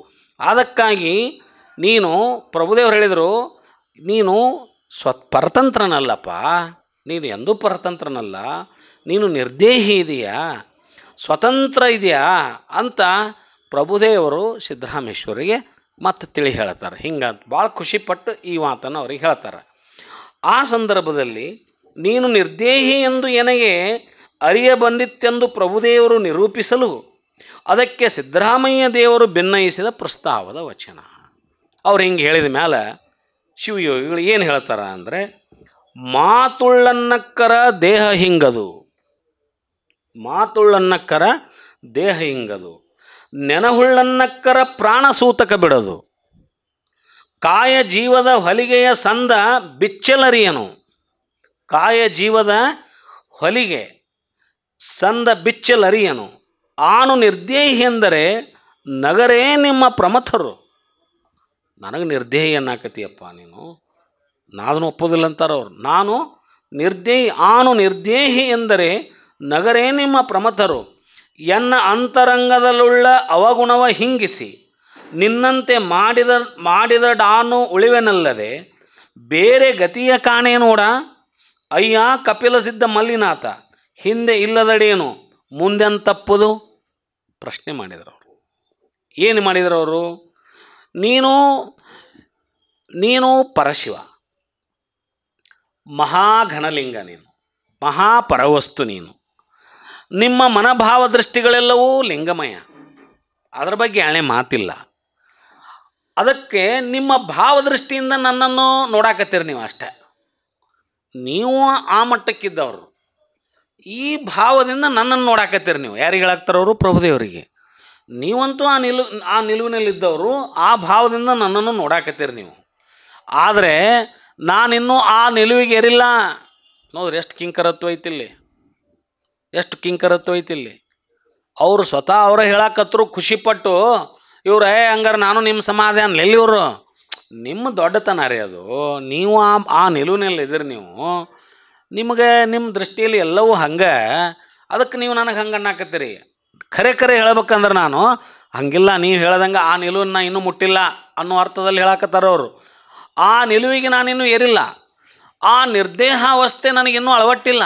ಆ ದೇಹಭಾವ ಅಳಿಯೋದೇನೈತಲ್ಲ, ಅದು ಆ ಅವಸ್ಥೆ ನನಗಿನ್ನೂ ಅಳವಟ್ಟಿಲ್ಲದು. ಆ ವ್ಯವಸ್ಥೆ ನನಗಿನ್ನೂ ಬಂದಿಲ್ಲ. ಯಾಕಂದ್ರೆ ಆ ನಿರ್ದೇಹಿ ಅನ್ನಿಸ್ಬೇಕಾಗಿತ್ತಂದ್ರೆ ಮಾತು ಮೌನ ಆಗಿರ್ಬೇಕಾಗತ್ತೆ, ಭಾಳ ಮೌನವಾಗಿರ್ಬೇಕಾಗತ್ತೆ. ಆದರೆ ನಾನು ಇನ್ನೂ ಮೌನ ಆಗಿಲ್ಲ. ಮಾತಿರುವವರೆಗೂ ದೇಹಭಾವ ಅಳಿಯೋದು. ಅಲ್ಲಿವರೆಗೆ ನಾವು ಮಾತಾಡ್ಕೊತ ಇರ್ತೇವಲ್ಲ, ಅಲ್ಲಿವರೆಗೆ ದೇಹಭಾವ ಇದ್ದದ್ದೇ ಅದು ಅನ್ನುವಂಥ ಅರ್ಥದಲ್ಲಿ ಅವ್ರು ಹೇಳಕತ್ತಾರ. ಮುಂದೆ ಮನದ ನೆನವಿರುವವರೆಗೂ ವಾಯು ಪ್ರಾಣದ ಸೂತಕ ಉಳಿಯೋದು. ಲಿಂಗ ಪ್ರಾಣ ಆಗಲಿಕ್ಕೆ ಸಾಧ್ಯನೇ ಇಲ್ಲ. ಮನದ ನೆನವು ಇರುವತನೂ ಆ ವಾಯು ಪ್ರಾಣ ಲಿಂಗ ಪ್ರಾಣ ಆಗಲಿಕ್ಕೆ ಸಾಧ್ಯನೇ ಇಲ್ಲ. ಅದು ಪ್ರಾಣಲಿಂಗದ ಅವಸ್ಥೆ ಮುಟ್ಟಬೇಕಾಗಿತ್ತಂದ್ರೆ ಅದು ಮನದ ನೆನವಿನ ಅರಿವು ಇರಬಾರ್ದು. ನನಗೆ ಮನಸ್ಸಿನಲ್ಲಿ ಯಾವುದೇ ನೆನವು ಇರಬಾರ್ದು. ಯಾವುದನ್ನು ನನ್ನ ಮನಸ್ಸಿನಲ್ಲಿ ಯಾವುದು ನೆನಪಿಗೆ ಬಂದು ಹೋಗಬಾರ್ದು. ಅದು ಕಂಪ್ಲೀಟ್ ಶಿವಮಯವಾಗಿ ಪ್ರಾಣಲಿಂಗವಾಗಿ, ಅಂದರೆ ಲಿಂಗ ಪ್ರಾಣವಾಗಿ ಏನಿದ್ರೂ ಆ ಪ್ರಾಣದಲ್ಲಿ ಬರೀ ಲಿಂಗಮಯವಾಗಿರ್ತಕ್ಕಂಥ ಲಿಂಗ ಪ್ರಕಾಶದಲ್ಲಿ ಇರ್ತಕ್ಕಂಥ ಸ್ಥಿತಿ ಇರಬೇಕಾಗತ್ತೆ. ನಾ ಮನಸ್ಸಿನಲ್ಲಿ ಯಾವುದು ಹಿಂದಿಂದ ಯಾವುದು ಸುಳಿದಾಡಿ ಹೋಗಬಾರ್ದು, ಮುಂದಿಂದ ಯಾವುದು ನನ್ನ ಮನಸ್ಸಿನಲ್ಲಿ ಸುಳಿಬಾರ್ದು. ನಿನ್ನ ಏನಾಗಿತ್ತು, ಮುಂದೆ ಏನು ಮಾಡ್ಬೇಕನ್ನೋ ಒಂದು ನಿರ್ಭಾವ ಸ್ಥಿತಿಯಲ್ಲಿ ನಾವು ಇದ್ದಾಗ ಅದು ಅದು ಪ್ರಾಣಲಿಂಗ ಆಕೈತೆ. ಅದು ಇಲ್ಲಾಂದ್ರೆ ಹೆಂಗಾಗುತ್ತೆ? ಅದು ಪ್ರಾಣಲಿಂಗ ಆಗೋದಿಲ್ಲ ಅಂತ. ಮುಂದೆ ಮಾತಿರುವವರೆಗೂ ದೇಹಭಾವ ಅಳಿಲಿಕ್ಕೆ ಸಾಧ್ಯ ಇಲ್ಲ. ಮನದ ನೆನವು ಇರುವವರೆಗೂ ವಾಯು ಪ್ರಾಣದ ಸೂತಕ ಅಳಿಯೋದಿಲ್ಲ. ಅದು ವಾಯು ಪ್ರಾಣಗೆ ಉಳಿತೈತೆ, ಲಿಂಗ ಪ್ರಾಣ ಆಗೋದಿಲ್ಲ ಅದು. ಅದಕ್ಕಾಗಿ ಕಾಯಜೀವದ ಸಂಬಂಧದ ಬೆಸುಗೆ ಬಿಡಿಸುವ ಬಗೆ, ಕಾಯಜೀವದ ಬೆಸುಗೆ ಹೊಲಿಗೆ ಐತೆ ಅಂತ ಹೇಳಿದ್ದು ನೋಡ್ರಿ ನಾನು. ಅದು ಆ ಹೊಲಿಗೆ ಬಿಚ್ಚುತನೂ ಆ ಜೀವಾತ್ಮಕ್ಕೂ ಮತ್ತು ಆ ದೇಹಕ್ಕೂ ಇರುವಂಥ ಆ ಹೊಲಿಗೆ ಐತಲ್ಲ, ಹೊಲಿಗೆ ಹೊಡೆದಾರ ಆ ಹೊಲಿಗೆ ಬಿಚ್ಚುತನೂ ಈ ದೇಹ ಹೊಳೆಯೋದಿಲ್ಲ ಅಂತಾರೆ ಅವರು. ಇಂಥ ಸ್ಥಿತಿಯಲ್ಲಿರುವ ನನಗೆ ನೀವು ನನಗೆ ನಿರ್ದೇಹಿ ಅಂದುಬಿಟ್ರಲ್ಲಿನ್ನೂ ಆ ಹೊಲಿಗೆನ ಬಿಚ್ಚಿಲ್ಲಿನ್ನೂ ಜೀವ ಮತ್ತು ದೇಹದ ನಡುವಿನ ಹೊಲಿಗೆ ಇನ್ನೂ ಬಿಚ್ಚೇ ಇಲ್ಲ ನನ್ನ ನಡಗೆ. ಈ ಬಿಚ್ಚಲ್ದಾಗೂ ನೀವು ನನಗೆ ನಿರ್ದೇಹಿ ಅಂದುಬಿಟ್ರಲ್ಲ. ನಿಮ್ಮ ಶರಣ ಸಂಕುಳವೆಲ್ಲವೂ ಇದನ್ನು ಅಂದಿದ್ದು ನೋಡಿ ನಗಂಗಿಲ್ಲನು ನನಗೆ. ಇದು ನೀವು ಅಂದ್ರಿ, ನನಗೇನೋ ಅಂದ್ರಿ ಖರೆ, ಉಳಿದವರೆಲ್ಲ ನೋಡಿ ನಗ್ತಾರ. ನಾ ಇನ್ನೂ ಆ ಸ್ಥಿತಿಯೊಳಗೆ ಬಂದಿಲ್ಲ, ನೀವು ಒಮ್ಮೆ ಹಂಗೆ ಅನ್ನಕ್ಕೆ ಹೋಗ್ಬೇಡ್ರಿ ಅನ್ನುವಂಥ ಮಾತು. ನೀವೇ ದಯದೋರಿ ಎನ್ನಂತರಂಗದಲ್ಲಿ ಅರಿವನ್ನು ಬೆಳಗಿಸಿ ಅಜ್ಞಾನದ ಅವಗುಣಗಳನ್ನು ಕಳೆದು ನಿಮ್ಮಂತೆ ನೀವು ನಾವು ಮಾಡಿಕೊಂಡ್ರೆ ಅವಾಗ ನಾನು ಬದುಕಲಿಕ್ಕೆ ಸಾಧ್ಯ. ಅವಾಗ ನೀವು ಹೇಳುವಂಥ ಸ್ಥಿತಿ ಬರಲಿಕ್ಕೆ ಸಾಧ್ಯ. ಇಲ್ಲ ಅಂದ್ರೆ ಅದು ಸಾಧ್ಯನೇ ಇಲ್ಲ. ಇಲ್ಲವಾದಲ್ಲಿ ನನಗೆ ನಿಮ್ಮ ಬಿಟ್ಟು ಅನ್ಯ ಸ್ವತಂತ್ರವಿಲ್ಲ. ನೀವೇನೋ ನನಗೆ ಸ್ವತಂತ್ರ ಅಂದಿರಿ, ನನಗಿನ್ನೂ ಆ ಭಾವ ಬಂದಿಲ್ಲ. ನಾ ಇನ್ನೂ ನಿಮ್ಮ ಮೇಲೆ ಅವಲಂಬಿತದೇನೆ, ನೀವೇ ದಾರಿ ತೋರಿಸ್ಬೇಕು. ನಾ ಇನ್ನೂ ನಿಮ್ಮ ಮೇಲೆ ಅವಲಂಬಿತ ಇರುತ್ತ ನಾ ಹೆಂಗೆ ಸ್ವತಂತ್ರ ಆಕ್ಕೀನಿ? ನನಗೆ ಸ್ವತಂತ್ರ ಅಂತಂದ್ರಿ ನೀವು. ನಾ ಇನ್ನೂ ಪರತಂತ್ರನೇ, ನಾನಿನ್ನೂ ಪರಾವಲಂಬಿನೇ. ಯಾರ ಮೇಲೆ? ನಿಮ್ಮ ಮೇಲನ ಪರಾವಲಂಬಿ. ಯಾಕಂದ್ರೆ ನನ್ನನ್ನು ನಿರ್ದೇಹ ಸ್ಥಿತಿಗೆ ಒಯ್ಯೋರು ನೀವೇ, ನಾ ಇನ್ನೂ ಹೋಗಿಲ್ಲ. ಆ ಒಯ್ಯುತ್ತನೂ ನಾನು ನಿಮ್ಮ ಮೇಲೆ ಅವಲಂಬನ ಅದೇನಿ, ಹಿಂಗಾಗಿ ನಾನು ಸ್ವತಂತ್ರನಲ್ಲ ಅನ್ನುವಂಥ ಮಾತನ್ನು ಅವರಿಗೆ ಹೇಳಲಿಕ್ಕೆ ಮುಂದಾಕ್ಕಾರ ಅವರು. ಸೊ ನಮ್ಮನ್ನು ಕರುಣೆ ಮಾಡಿ ಆ ಒಂದು ಅಲ್ಲಮ ಪ್ರಭುದೇವರಲ್ಲಿ ನನ್ನನ್ನು ಆ ಸ್ಥಿತಿ ಮುಟ್ಟಿಸ್ರಿ ಅಂತಕ್ಕಂಥ ಕಳಕಳಿಯ ಮಾತನ್ನು ಅವರು ಮತ್ತೆ ಮತ್ತೆ ಪ್ರಭುದೇವರಲ್ಲಿ ಕೇಳ್ಕೊತಾರೆ. ಆವಾಗ ಈ ಭಿನ್ನಪಕ್ಕೆ ಪ್ರಭುದೇವರು ಮೆಚ್ಚಿ ಆ ಸಿದ್ದರಾಮಯ್ಯ ದೇವರ ಕೈವಿಡಿದುಕೊಂಡು ಏಕಾಂತ ಸಮಾಧಿ ಸ್ಥಾನಕ್ಕೆ ಬಿಜಂಗೈವ ಪ್ರಸ್ತಾವದ ವಚನ. ಇಷ್ಟು ಅಂದ ಮೇಲೆ ಅವ್ರು ಏನು ಮಾಡಿದ್ರು ಅಂದ್ರೆ, ಹೌದಪ್ಪ ಅಂತ ಅವ್ರ ಕೈ ಹಿಡ್ಕೊಂಡು ಎಲ್ಲೇ ದಾರಿ ಮಧ್ಯದಲ್ಲೇ ನಿಂತಿದ್ರು, ಅವ್ರ ಜನ ಇದ್ದರು ಇವ್ರ ಜನ ಇದ್ದರು, ಹಿಂಗೆ ಭೇಟಿಯಾಗಿತ್ತು, ಆ ಪ್ರಸಂಗ ಇತ್ತಲ್ಲ.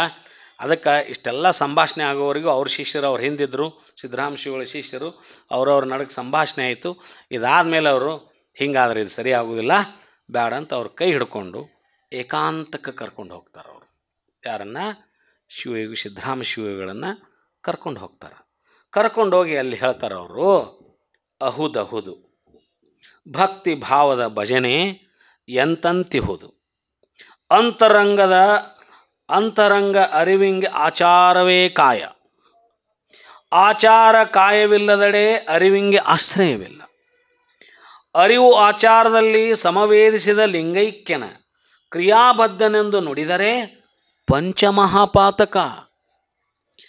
ನಿನ್ನ ಅರಿವಿಂಗೆ ಅಚ್ಚಾಗಿ ಆಚಾರಕ್ಕೆ ಆಳಾಗಿ ನಮ್ಮ ಗುಹೇಶ್ವರನು ನಿನ್ನ ಕೈವಶಕ್ಕೆ ಒಳಗಾದನು, ನಿನ್ನ ಸುಖ ಸಮಾಧಿಯ ತೋರುಬಾರ ಸಿದ್ದರಾಮಯ್ಯ. ಅವ್ರನ್ನ ಕರ್ಕೊಂಡು ಹೋಗಿ ಅವರು ಏನು ಹೇಳ್ತಾರಲ್ಲಿ ಅಂತಂದ್ರೆ, ಭಾಳ ಭಾಳ ಅಪರೂಪದ ಮಾತನ್ನು ಇಲ್ಲಿ ಹೇಳ್ತಾರೆ. ಯಾರು? ಪ್ರಭುದೇವರವರಿಗೆ. ಅಂತರಂಗದಲ್ಲಿ ತಾನೇ ಶಿವ. ಹೌದಪ್ಪ, ನೀ ಹೇಳೋದೆಲ್ಲ ನಿಜ ಐತಿ. ದೇವನನ್ನು ಒಲಿಸ್ಲಿಕ್ಕೆ ಭಕ್ತಿಯ ಭಾವದ ಭಜನೆ ಎಷ್ಟು ಉತ್ತಮವಾಗೈತೆ ಅಂದ್ರೆ, ಅದು ಭಕ್ತಿ ಭಜನೆ ಬೇಕಾ ದೇವ್ರನ್ನ ಒಲಿಸ್ಲಿಕ್ಕೆ. ಭಕ್ತಿ ಸುಭಾಷೆಯ ನುಡಿಯ ನುಡಿವೆ, ಭಕ್ತಿ ಸುಭಾಷೆಯ ನುಡಿಯ ನುಡಿವೆ. ನಮ್ಮ ಎಲ್ಲ ನುಡಿಗಳು ಭಕ್ತಿಯ ಸುಭಾಷೆಯ ನುಡಿಯಾಗಿರಬೇಕು. ಅದನ್ನು ಬಿಟ್ಟರೆ ದೇವ್ರನ್ನ ಒಲಿಸ್ಲಿಕ್ಕೆ ಬೇರೆ ದಾರಿನೇ ಇಲ್ಲ. ನಾದಪ್ರಿಯನೂ ಅಲ್ಲ, ವೇದಪ್ರಿಯನೂ ಅಲ್ಲ, ಏನ್ರಿ, ಕೇವಲ ಭಕ್ತಿ ಪ್ರಿಯ ನಮ್ಮ ಕೂಡಲ ಸಂಗಮ ದೇವ. ಇದನ್ನೆಲ್ಲರೂ ಹೇಳ್ತಾರೆ.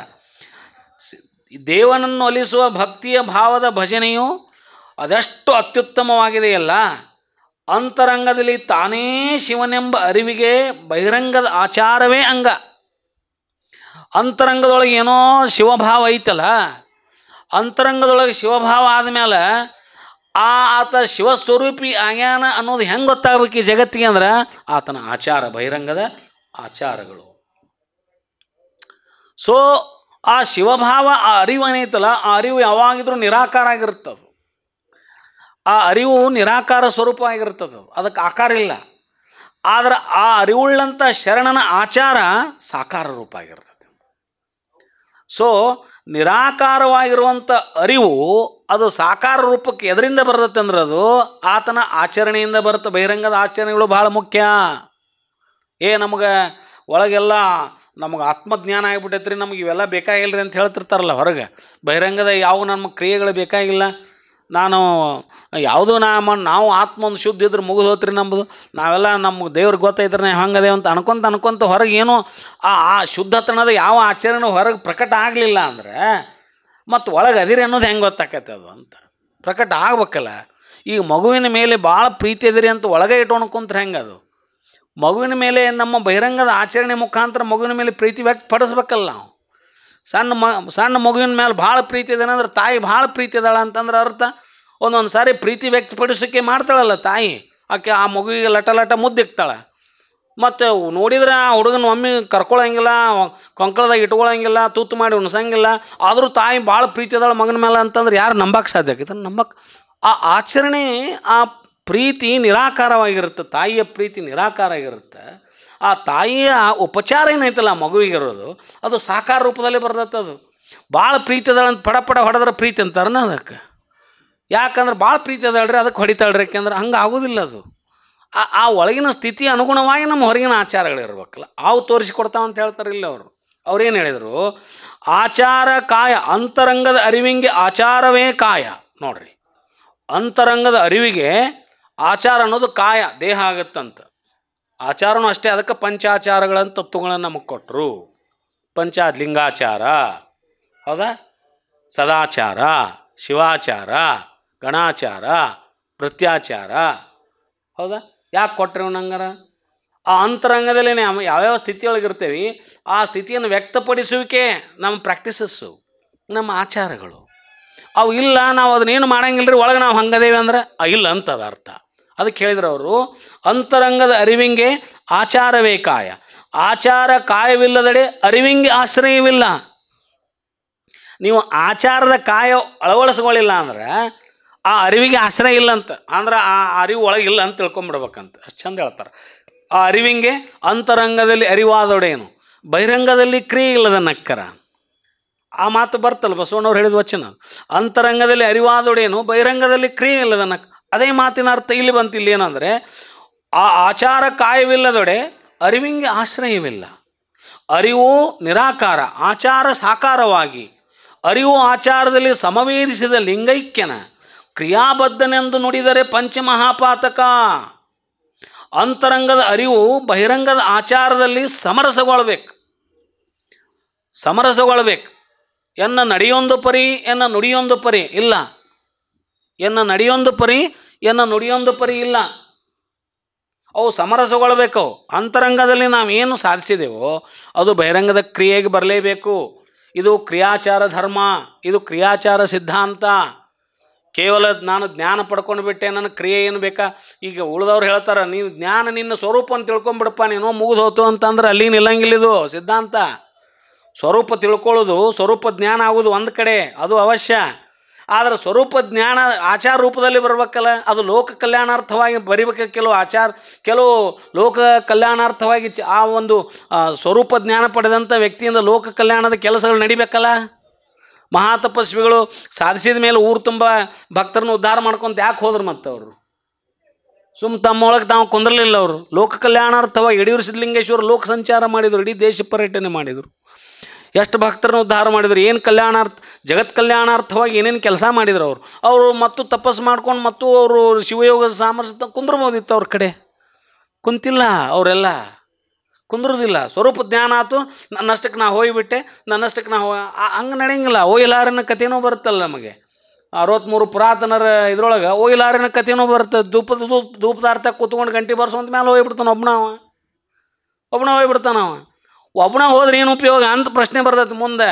ಅವನಿಂದ ಈ ಲೋಕಕ್ಕೆ ಏನು, ಈ ಲೋಕಕ್ಕೆ ಈಗ ಜಗತ್ತು ಅಜ್ಞಾನದೊಳಗೈತಿ, ಕಷ್ಟದೊಳಗೈತಿ. ಈಗ ಒಬ್ಬ ವಿಜ್ಞಾನಿ ಏನೋ ಒಂದು ಸಂಶೋಧನೆ ಮಾಡ್ಯಾನಂದ್ರೆ ಆ ಸಂಶೋಧನೆಯ ಫಲ ಈ ಜಗತ್ತಿಗೆ ತಟ್ಟಬೇಕಲ್ಲ. ಆ ಫಲ ಈ ಜಗತ್ ಕಲ್ಯಾಣಕ್ಕಾಗಿ ನಡಿಬೇಕಲ್ಲ, ಜನರ ಕಲ್ಯಾಣಕ್ಕಾಗಿ ಒಂದು ಸದುಪಯೋಗ ಆಗ್ಬೇಕಲ್ಲ.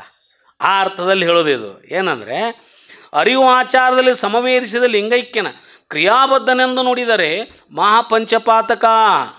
ಹೌದಾ? ಲೋಕದ ಮಾನವರಂತೆ ಅವರು ಕ್ರಿಯಾಬದ್ಧನೆಂದು ನುಡಿದರೆ, ಅಂಥ ಸಮರಸಗೊಂಡಂಥ ವ್ಯಕ್ತಿಗಳನ್ನು ಮತ್ತು ಲೋಕದ ಸಾಮಾನ್ಯ ರಂಗನ ನಾವು ಮತ್ತು ಅವ್ರನ್ನ ಅಕಸ್ಮಾತ್ ಟ್ರೀಟ್ ಮಾಡಿದ್ವಿ ಅಂದ್ರೆ, ಅಕಸ್ಮಾತ್ ಅವ್ರು ನೋಡಿದ್ವಿ ಅಂದ್ರೆ, ಅವ್ರ ಕುರಿತು ಅಂಥ ಮಾತುಗಳನ್ನು ಆಡಿದ್ವಿ ಅಂದ್ರೆ ಅದು ಪಂಚಮಹಾಪಾತಕ ಅಂತ ಅನ್ನುವಂಥ ಶಬ್ದವನ್ನು ಬಳಸ್ತಾರೆ ಇಲ್ಲಿ. ನಿನ್ನ ಅರಿವಿಂಗೆ ಅಚ್ಚಾಗಿ ಆಚಾರಕ್ಕೆ ಆಳಾಗಿ ನಮ್ಮ ಗುಹೇಶ್ವರ ನಿನ್ನ ಕೈವಶಕ್ಕೆ ಒಳಗಾದನು. ನೋಡ್ರಿ, ಭಗವಂತನ ಕೈವಶ ಅಕ್ಕನಂತ. ಭಗವಂತ ಕೈವಶ ಆಗೋ ಸ್ಥಿತಿ ಇದು. ಭಗವಂತ ಕೈವಶ ಆಗೋ ಸ್ಥಿತಿ ಅಂದ್ರೇನು? ನಿನ್ನ ಪ್ರತಿಯೊಬ್ಬರಲ್ಲಿ ಅರಿವೈತಿ. ಆ ಅರಿವಿಗೆ ಪರಶಿವ ಅಚ್ಚಾಗ್ಯಾನ, ಮೂರ್ತಿ ಆಗ್ಯಾನ. ಅಚ್ಚ ಅಂದರೆ ಮೂರ್ತಿ ಆಗ್ಯಾನ. ಆ ಅರಿವಿಗೆ ಪರಶಿವ ಏನಾದ? ಅಚ್ಚ ಆದ, ಮೂರ್ತಿ ಆದ. ಆಚಾರವಾಗಿ ರೂಪುಗೊಂಡು ಆತ ಆ ಆಚಾರಕ್ಕೆ ಪರಶಿವ ಆಳಾಗ್ಯಾನಂತ. ವಿಚಾರ ಮಾಡ್ರಿ ನೀವು. ಆ ಆಚಾರಕ್ಕೆ ಪರಶಿವ ಆಳಾದ. ಕತೆ ಬರ್ತಲ್ಲ, ಆ ರಾಜ ಆ ಪರಶಿವನ ಲಿಂಗದ ಮೇಲೆ ಕೈ ಇಟ್ಟು ಇದನ್ನು ಮಾಡುವಾಗ ಆ ಪರಮಾತ್ಮನ ಧ್ವನಿ ಬರುತ್ತೆ, ಆಹಾ ಇಲ್ಲಿ ನನ್ನ ಅಳತಿ ನೋಯಾಗೈತಿ. ಯಾಕಂದ್ರೆ ನಿನ್ನೆ ಆ ಭಕ್ತನ ಗಂಟನ್ನು ಹೊತ್ಕೊಂಡು, ಆ ರಾಜ್ಯ ಬಿಟ್ಟು ಹೋಗು ಭಕ್ತನ ಗಂಟು ನನ್ನ ತಲೆ ಮೇಲೆ ಹೊತ್ಕೊಂಡು ಹೋಗಿ ಅಲ್ಲಿ ಇಳಿಸಿ ಬಂದೇನಿ, ಅದಕ್ಕೆ ತಲೆ ನೋವು ಆಗೈತಿ ಅಂತ ಆ ಪರಮಾತ್ಮ ಹೇಳ್ತಾನಲ್ಲ ರಾಜನಿಗೆ. ಹೌದಾ? ಬರ್ತಲ್ಲ ಅಲ್ಲಿಗೆ. ಇದು ಆಚಾರ ಉಳ್ಳಂಥವನಿಗೆ ಅಂತರಂಗದಲ್ಲಿ ಅರಿವಾಗಿ ಆಚಾರಕ್ಕೆ ಇಳಿಸಿದಂಥ ಸಾಧಕನ ಆಳಾಗಿರ್ತಾನಂತ ಪರಮಾತ್ಮ ಅನ್ನುವಂಥ ಶಬ್ದವನ್ನು ಬಿಡು. ನೋಡ್ರಿ, ಭಗವಂತ ಭಕ್ತನ ಮನೆಯ ಆಳಾಗುವಂತಹ ಸ್ಥಿತಿ. ಯಾಕಂದ್ರೆ ಆಚಾರ ಪ್ರಧಾನವಾಗಿರ್ತಕ್ಕಂಥ ಸಿದ್ಧಾಂತ ಇರೋದರಿಂದ ಇಲ್ಲಿ ಅದಕ್ಕೆ ರೂಪ ಕೊಟ್ಟವನ ನೀನು, ಆ ಅರಿವಿಗೆ ರೂಪ ಕೊಟ್ಟವ ನೀನು. ನಿನ್ನ ಆಚಾರದ ಮುಖಾಂತರ ಅರಿವು ರೂಪ ಆಗೈತಿ, ಅದು ಕುರು ಆಗೈತಿ, ಅದು ಸಾಕಾರಕ್ಕೆ ಬಂದೈತಿ.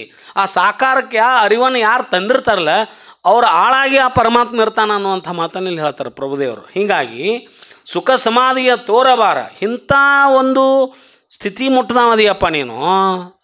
ನೀ ಸಣ್ಣವಲ್ಲ, ನೀನು ಏನು ಅನ್ನಕ್ಕೆ ಹೋಗಬೇಡ, ನನಗೇನು ಗೊತ್ತಿಲ್ಲ ಅನ್ನಕ್ಕೆ ಹೋಗಬೇಡ, ನೀನು ಆ ಸ್ಥಿತಿ ಮುಟ್ಟದವ ಇದ್ದಿದ್ದರಿಂದ ಆ ಒಂದು ಸುಖ ಸಮಾಧಿಯನ್ನು ನನಗೆ ತೋರಿಸಬಾ ಅಂತ ಅವ್ರು ಕರ್ಕೊಂಡು ಹೋದ್ರು. ಯಾರು?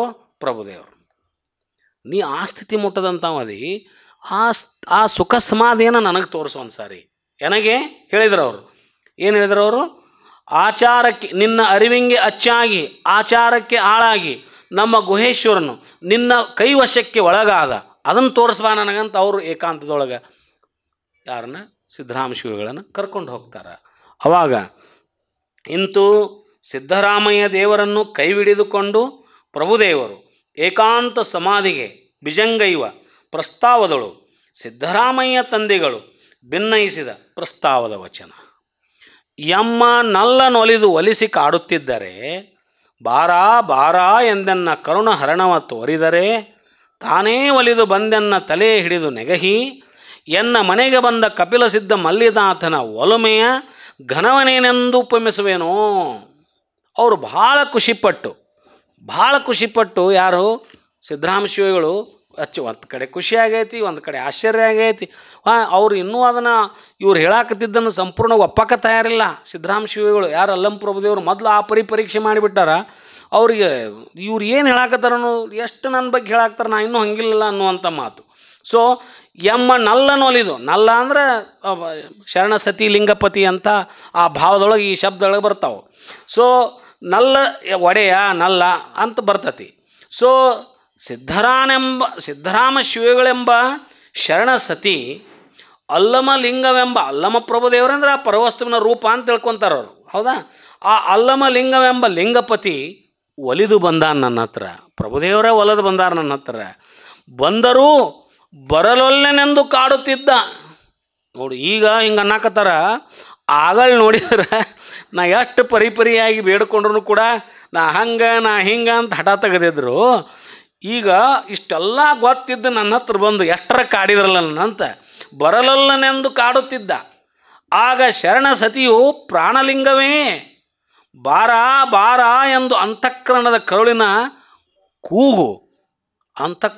ಕರುಳಿನ ಕೂಗಿನಿಂದ ಕೂಗಿದಾಗ ಅವನ ಕರುಣವೇ ಎನ್ನ ಪ್ರಾಣವೆಂಬ ಭಾವಭಕ್ತಿ ತೋರಿದಳು. ತಾನೇ ಒಲಿದು ಬಂದೆನ್ನ ತಲೆ ಹಿಡಿದು, ನೋಡ ಇದು ಮುಂದೇನಾಯಿತು, ತಾನೇ ಒಲಿದು ಬಂದೆನ್ನ ತಲೆ ಹಿಡಿದು ನೆಗಹಿ.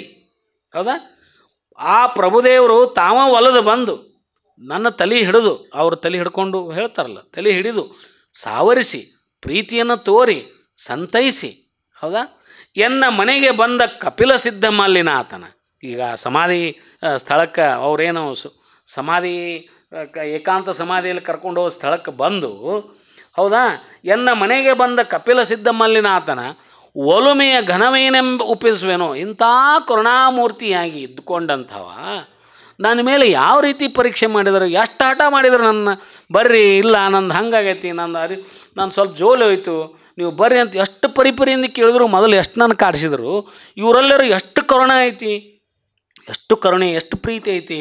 ಇಷ್ಟು ಒಳಗೆ ಪ್ರೀತಿ ಅದು ಇಟ್ಕೊಂಡು ಇಷ್ಟು ಒಳಗೆ ಕರುಣಾಮೂರ್ತಿಯಾಗಿ ಇದ್ಕೊಂಡು ಹೊರಗರೆ ಎಷ್ಟು ಹೆಂಗಾರ ನನ್ನ ಕಾಡಿದ್ರು ಇವರು ಅಂತ ಆಶ್ಚರ್ಯನೂ ಆಗಿತ್ತು ಅವರಿಗೆ. ಆಗಿ ಕರುಣೆಯಿಂದ ಎನ್ನ ಮನೆಗೆ ಬಂದು ಈ ತೆರನಾಗಿ ಒಲಿದು ಬಂದ ಅಲ್ಲಮ ಪ್ರಭುಲಿಂಗನ ಒಲುಮೆಯ ಮಹತ್ವವೇನೆಂದು ಬಣ್ಣಿಸಲು ಸಿದ್ದರಾಮದೇವರು ಪರಮಾಣದಿಂದ ಉಕ್ಕಿ ಮತ್ತೆ ಹೇಳ್ತಾರ. ಅಂಗ ಒಳಿದು ನಿಂದವನೆಂದು ನಾನರಿಯೆ, ಘನಲಿಂಗದಲ್ಲಿ ಸಲೆಸಂದವನೆಂದು ನಾನರಿಯೆ, ಆವವೇಶದಲ್ಲಿ ಬಂದು ನಿಂದ ಠಾವನರಿಯೆ, ಕ್ರೋಧವೆಂಬ ಸಂಸಾರದ ಸಾಗರದಲ್ಲಿ ಸಾಧನೆಯ ಮಾಡಲಾಗಿ ಪ್ರಭುದೇವರ ಸುಳುಹು ಅಘಟಿತವಾಗಿತ್ತು. ಕಪಿಲ ಸಿದ್ಧ ಮಲ್ಲಿಕಾರ್ಜುನ ಪ್ರಭುದೇವರ ಸುಳುಹು ಹೆಂಗಾಗಿತ್ತಂದ್ರೆ, ಅಕಾಯ ಚರಿತ ಸಿದ್ದರಾಮದೇವರಿಗೆ ಅಪ್ರತಿಮ ನಿಲುವಾಗಿ ಅಲ್ಲಮ ಪ್ರಭುದೇವರು ಕಾಣ್ತಾರ. ಎನ್ನ ದೃಷ್ಟಿ ಮನಕ್ಕೆ ನಿಲುಕದ ಲಿಂಗ ಅಂಗ ಒಳಿದು ನಿರಂಗ ಸಂಗಿ ಎಂದರಿಯಬೇಕೋ, ಇವ್ರನ್ನ ಏನಂತ ತಿಳ್ಕೊಬೇಕು ನಾನು, ಅಥವಾ ಮಹಾಗಣಲಿಂಗದಲ್ಲಿ ಸಮರಸವಾದ ನಿರಾಕಾರ ನಿಲವೆಂದರಿಯಬೇಕು, ಏನೂ ತಿಳಿವಲ್ಲ ನನಗೆ ಇವ್ರ ಬಗ್ಗೆ ಅಂತಾರೆ ಅವರು. ಇವ್ರನ್ನ ಒಮ್ಮೆ ನೋಡಿದ್ರೆ ಹಿಂಗೆ, ಒಮ್ಮೆ ನೋಡಿದ್ರೆ ಹಂಗೆ, ಇವ್ರನ್ನ ಏನಂತ ತಿಳ್ಕೊಬೇಕು ನಾನು, ಒಂದನ್ನೂ ನನಗೆ ಅರಿಲಿಕ್ಕೆ ಸಾಧ್ಯ ಇಲ್ಲ. ಈ ಅರಿಲಿಕ್ಕೆ ಅಸಾಧ್ಯವಾಗಿದೆಯಲ್ಲ, ಇಂಥ ಇರುವನ್ನು ಇಂಥ ಅಲ್ಲಮರ ಲಿಂಗದ ಇರವತ್ತ ಮರವೆಯ ಮುಸುಕಿಯೊಳಗೊಳಗಾಗಿ ಕ್ರೋಧವೆಂಬ ಭವಸಂಸಾರ ಸಾಗರದಲ್ಲಿದ್ದು, ನಾನು ಕ್ರೋಧದ ಭವಸಾಗರದಲ್ಲಿದ್ದೆ. ನಾನು ದೊಡ್ಡ ಸಂಸಾರ, ನನ್ನಲ್ಲಿ ಭಯಂಕರ ಕ್ರೋಧ ಇತ್ತು.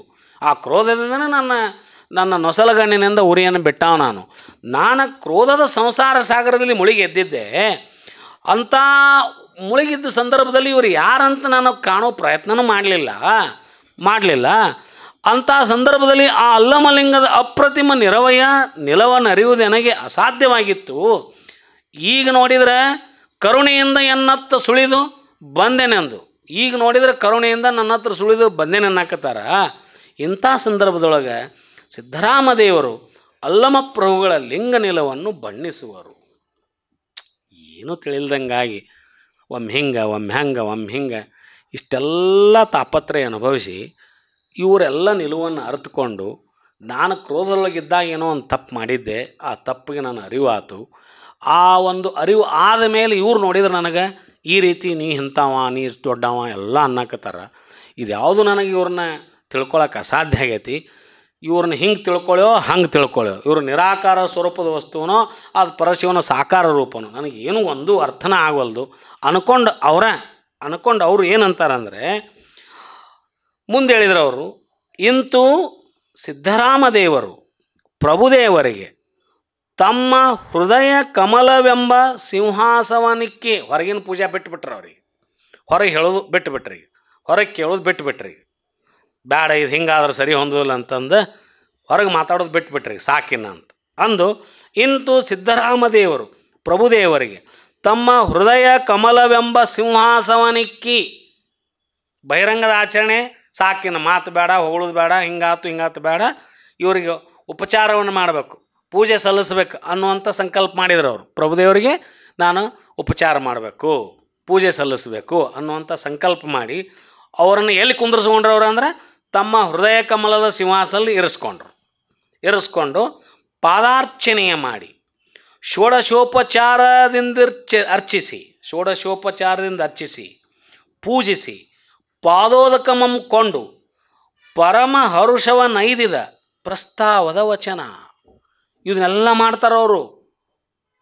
ಪೂಜೆ ಮಾಡ್ತಾರೆ, ಅರ್ಚನೆ ಮಾಡ್ತಾರೆ, ಷೋಡಶೋಪಚಾರ ಮಾಡ್ತಾರೆ, ಎಲ್ಲ ಮಾಡ್ತಾರೆ. ಇವ್ಯಾವು ಇಲ್ದಂಗೆ ಪತ್ರಿಲ್ಲ, ಪುಷ್ಪಿಲ್ಲ, ನೀರಿಲ್ಲ, ಗಂಧಿಲ್ಲ, ಏನೂ ಪರಿಕರಗಳು ಇಲ್ಲದೇ ಅವ್ರನ್ನ ಷೋಡಶೋಪಚಾರ ಪೂಜೆಯನ್ನು ಮಾಡಲಿಕ್ಕೆ ಸಂಕಲ್ಪ ಮಾಡ್ತಾರಲ್ಲ, ಅದು ಅಂತರಂಗದ ಪೂಜೆಯಾಗಿ, ಅದು ನಿರಾಕಾರದ ಪೂಜೆಯಾಗಿ ಪ್ರಭುದೇವ್ರನ್ನ ಪೂಜಿಸ್ಲಿಕ್ಕೆ ಹೋಗ್ತಾರೆ ಅವರು. ಅದು ಭಾಳ ಅದ್ಭುತವಾಗಿರ್ತಕ್ಕಂಥ ಒಂದು ವಚನ ಐತದು.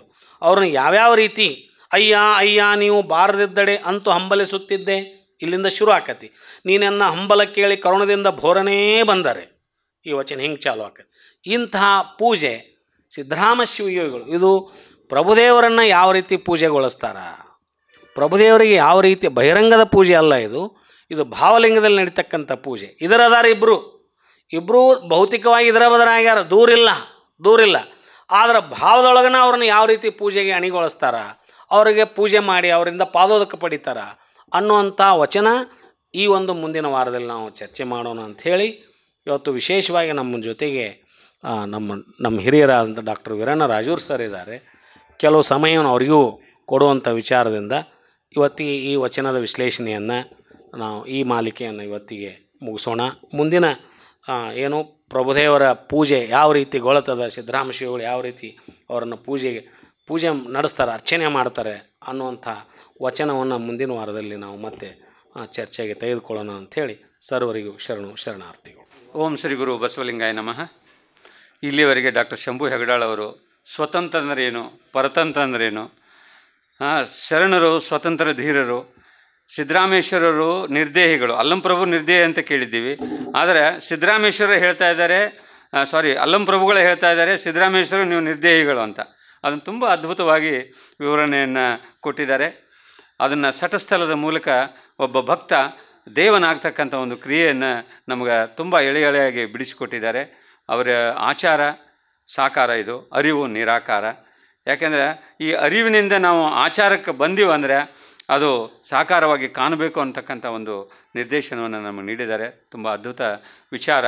ಇನ್ನು ಪೂಜೆ ಹೇಗೆ ಮಾಡಬೇಕು, ಹೇಗೆ ಮಾಡಿಕೊಂಡ್ರು ಅನ್ನೋದನ್ನು ಮುಂದಿನ ವಾರ ನಾವೆಲ್ಲ ಕೇಳೋಣ ಅಂತ ಹೇಳ್ತಾ ಅವರಿಗೆ ನಿಮ್ಮೆಲ್ಲರ ಪರವಾಗಿ ಆನ್ಲೈನ್ ವೀಕ್ಷಕರ ಪರವಾಗಿ ಶರಣಗಳನ್ನು ಸಲ್ಲಿಸ್ತಾ ಈಗ ಡಾಕ್ಟರ್ ವೀರಣ್ಣ ರಾಜೂರವರಿಂದ ಬಸವ ಕೇಂದ್ರದ ಬಸವ ಸಮಿತಿಯ ಅಧ್ಯಕ್ಷರು, ಬಸವ ಕೇಂದ್ರದ ಗೌರವ ಅಧ್ಯಕ್ಷರು, ಅವರು ತಮ್ಮ ಅಧ್ಯಕ್ಷೀಯ ನುಡಿಗಳನ್ನು ನುಡಿಲಿಕ್ಕೆ ಅವರಲ್ಲಿ ಪ್ರಾರ್ಥನೆ.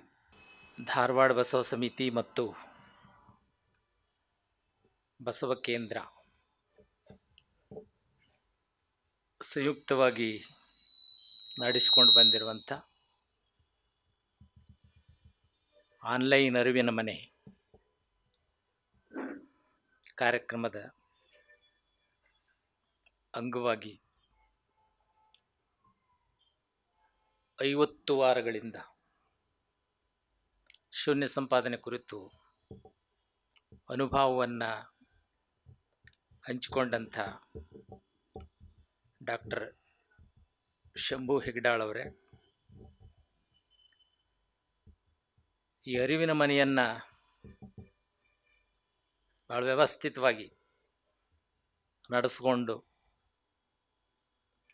ಅನುಭವದ ಅಮೃತವನ್ನು ತಮಗೆಲ್ಲ ಉಣಿಸ್ಲಿಕ್ಕೆ ಅನುವು ಮಾಡಿಕೊಟ್ಟಿರುವಂಥ ಮುಳ್ಕೂರವರೇ, ಪ್ರತಿ ವಾರ ಇಲ್ಲೇ ಸೇರಿ ಇಲ್ಲಿ ನಡೀತಕ್ಕಂಥ ಚಿಂತನೆಯ ಲಾಭವನ್ನು ಪಡ್ಕೊಳ್ತಿರುವಂಥ ಎಲ್ಲ ಶರಣೆಯರೇ, ತಮಗೆಲ್ಲ ಅನಂತ ಶರಣಾರ್ಥಿಗಳು. ಇದೊಂದು ವಿಶೇಷವಾದಂಥ ಸಂದರ್ಭ. ಶೂನ್ಯ ಸಂಪಾದನೆಯ ಅನುಭವ ಪ್ರವಚನ 50 ವಾರಗಳನ್ನು ಪೂರೈಸ್ತೀವಿ.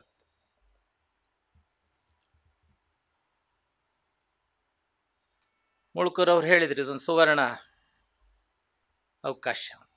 ಹೌದು, ಅನುಭವ ಮಾಲಿಕೆಯ ಸುವರ್ಣ ಮಹೋತ್ಸವ ಇದು. ಹಾಗೇನೆ ಹೇಳಿದರು, ಇದೊಂದು ಶೂನ್ಯ ಸಂಪಾದನೆ ಕುರಿತಂಥ ಪ್ರವಚನಗಳ ನೂತನ ದಾಖಲೆ. ಹೌದು, ಹಿಂದೆ ಶೂನ್ಯ ಸಂಪಾದನೆ ಕುರಿತು ಪ್ರವಚನಗಳು ನಡೀತಿದ್ವು ಮುರುಘಾ ಮಠದಳು. ಮೃತ್ಯುಂಜಯಪ್ಪಗಳಿದ್ದ ಕಾಲಕ್ಕೆ ಜೋಳದ ರಾಶಿ ದೊಡ್ಡನಗೌಡರು ಶೂನ್ಯ ಸಂಪಾದನೆಯನ್ನು ಕುರಿತು ಶ್ರಾವಣ ಮಾಸದೊಳಗೆ 1 ತಿಂಗಳ ಪ್ರವಚನ ಮಾಡ್ತಿದ್ರು. ಆ 1 ತಿಂಗಳದ ಪ್ರವಚನವನ್ನು ಮೀರಿದಂಥ ಅನುಭವ ಮಾಲಿಕೆ ಇವತ್ತಿಲ್ಲಿ ನಡೆದ. ಅವರು 1 ತಿಂಗಳು ಹೇಳ್ತಿದ್ರು, ಇಲ್ಲಿ 3 ಸಂಪಾದನೆಗಳನ್ನು 50 ವಾರ ನಡೆಸಿಕೊಟ್ಟದ್ದು ಮಹಾ ಸಾಹಸದ ಮತ್ತು ದಾಖಲೆಯ ಒಂದು ಕೆಲಸ ಅಂತ ನಾನು ತಿಳ್ಕೊಂಡಿದ್ದೇನೆ. ಶೂನ್ಯ ಸಂಪಾದನೆ ಒಳಗೆ 21 ಭಾಗಗಳದಾವ. ಈ ಗುಳೂರು ಸಿದ್ಧ ವೀರಣ್ಣರ ಶೂನ್ಯ ಸಂಪಾದನೆ 1451 ವಚನ ಅದಾವ. 1 ವಾರಕ್ಕೆ 4 ವಚನ ಆದ್ರೆ 1451 ವಚನಗಳನ್ನು ಎಷ್ಟು ವಾರ ಹೇಳಬಹುದು ಅಂತ ವಿಚಾರ ಮಾಡಿದಾಗ 1 ವರ್ಷ ಅಲ್ಲ, 2 ವರ್ಷ ಅಲ್ಲ, 10 ವರ್ಷಗಳ ಕಾಲ ಈ ಶೂನ್ಯ ಸಂಪಾದನೆಯ ಪ್ರವಚನವನ್ನು ಇಲ್ಲೇ ನಡೆಸುವ ಸಾಧ್ಯತೆ ಇದೆ. ಆದರೆ ಅಷ್ಟು ದಿವಸ ನಡೆಸೋದಿಲ್ಲ. ಈ ಶೂನ್ಯ ಸಂಪಾದನೆ ಒಂದು ಕಥಾ ವಸ್ತುವನ್ನು ಇಟ್ಟುಕೊಂಡು ಸಂಯೋಜಿಸಿದಂಥ ಕೃತಿ ಅಲ್ಲ. ಇಲ್ಲಿ ಕಥೆ ಇಲ್ಲ, ಶರಣರ ಕಥೆ ಇಲ್ಲ, ಶರಣ ತತ್ವ. ಕಥೆ ಹೇಳಿಬಿಡ್ಬೋದು. ಹಾಗೇನೆ ಪ್ರಭುದೇವ ಇಂತಲ್ಲಿ ಹುಟ್ಟಿದ, ಹಿಂಗೆ ಬೆಳೆದ, ಮುಕ್ತಾಯಕ್ಕೆ ಭೇಟಿಯಾದ, ಆಕೆಯನ್ನು ಸಮಾಧಾನ ಪಡಿಸಿದ, ಸಿದ್ದರಾಮನನ್ನು ಭೇಟಿಯಾದ, ಅವನಿಗೆ ಅರಿವಿನ ಮಾರ್ಗ ತೋರಿಸಿದ, ಕರ್ಕೊಂಡೋಗಿ ಕಲ್ಯಾಣದೊಳಗೆ ಇಷ್ಟಲಿಂಗ ದೀಕ್ಷೆ ಮಾಡಿಸಿದ. ಅಲ್ಲಿ ಬಸವಣ್ಣವ್ರು ಸೇರಿದರು, ಚನ್ನಬಸವಣ್ಣ ಕೂಡಿದ, ಮಡಿವಾಳ ಮಾಚಯ್ಯ ಕೂಡಿದರು, ಅನುಭವ ಮಂಟಪ ಆಯಿತು. ಮರಳ ಶಂಕರ ದೇವನ್ನ ಪ್ರತ್ಯಕ್ಷ ಮಾಡಿ ತೋರಿಸಿದ. ಅನುಭವ ಮಂಟಪದೊಳಗೆ ಅಕ್ಕ ಮಹಾದೇವಿಯನ್ನು ಪರೀಕ್ಷೆ ಮಾಡಿ ಆಕೆಯ ನಿಲುವನ್ನು ತೋರಿಸಿದ. ಮುಂದೆ ಆರೋಗಣೆ ಆಯಿತು. ಹೀಗೇನೆ ಕದಳಿಗೆ ಹೋದ. ಇಷ್ಟ ಕಥೆ ಇದ್ರಾಗಿರೋದು. ಆದರೆ ಒಂದೊಂದು ವಚನದೊಳಗೂ ಸಹಿತ ಶರಣ ತತ್ವದ ಅಮೃತವನ್ನು ಅಡಗಿಸಿಟ್ಟಿದ್ದಾರೆ. ಹೇಳಿದರಲ್ಲ 4 ವಚನದೊಳಗೆ ಏನು ಹೇಳಿದ್ರಿ ಇವತ್ತು?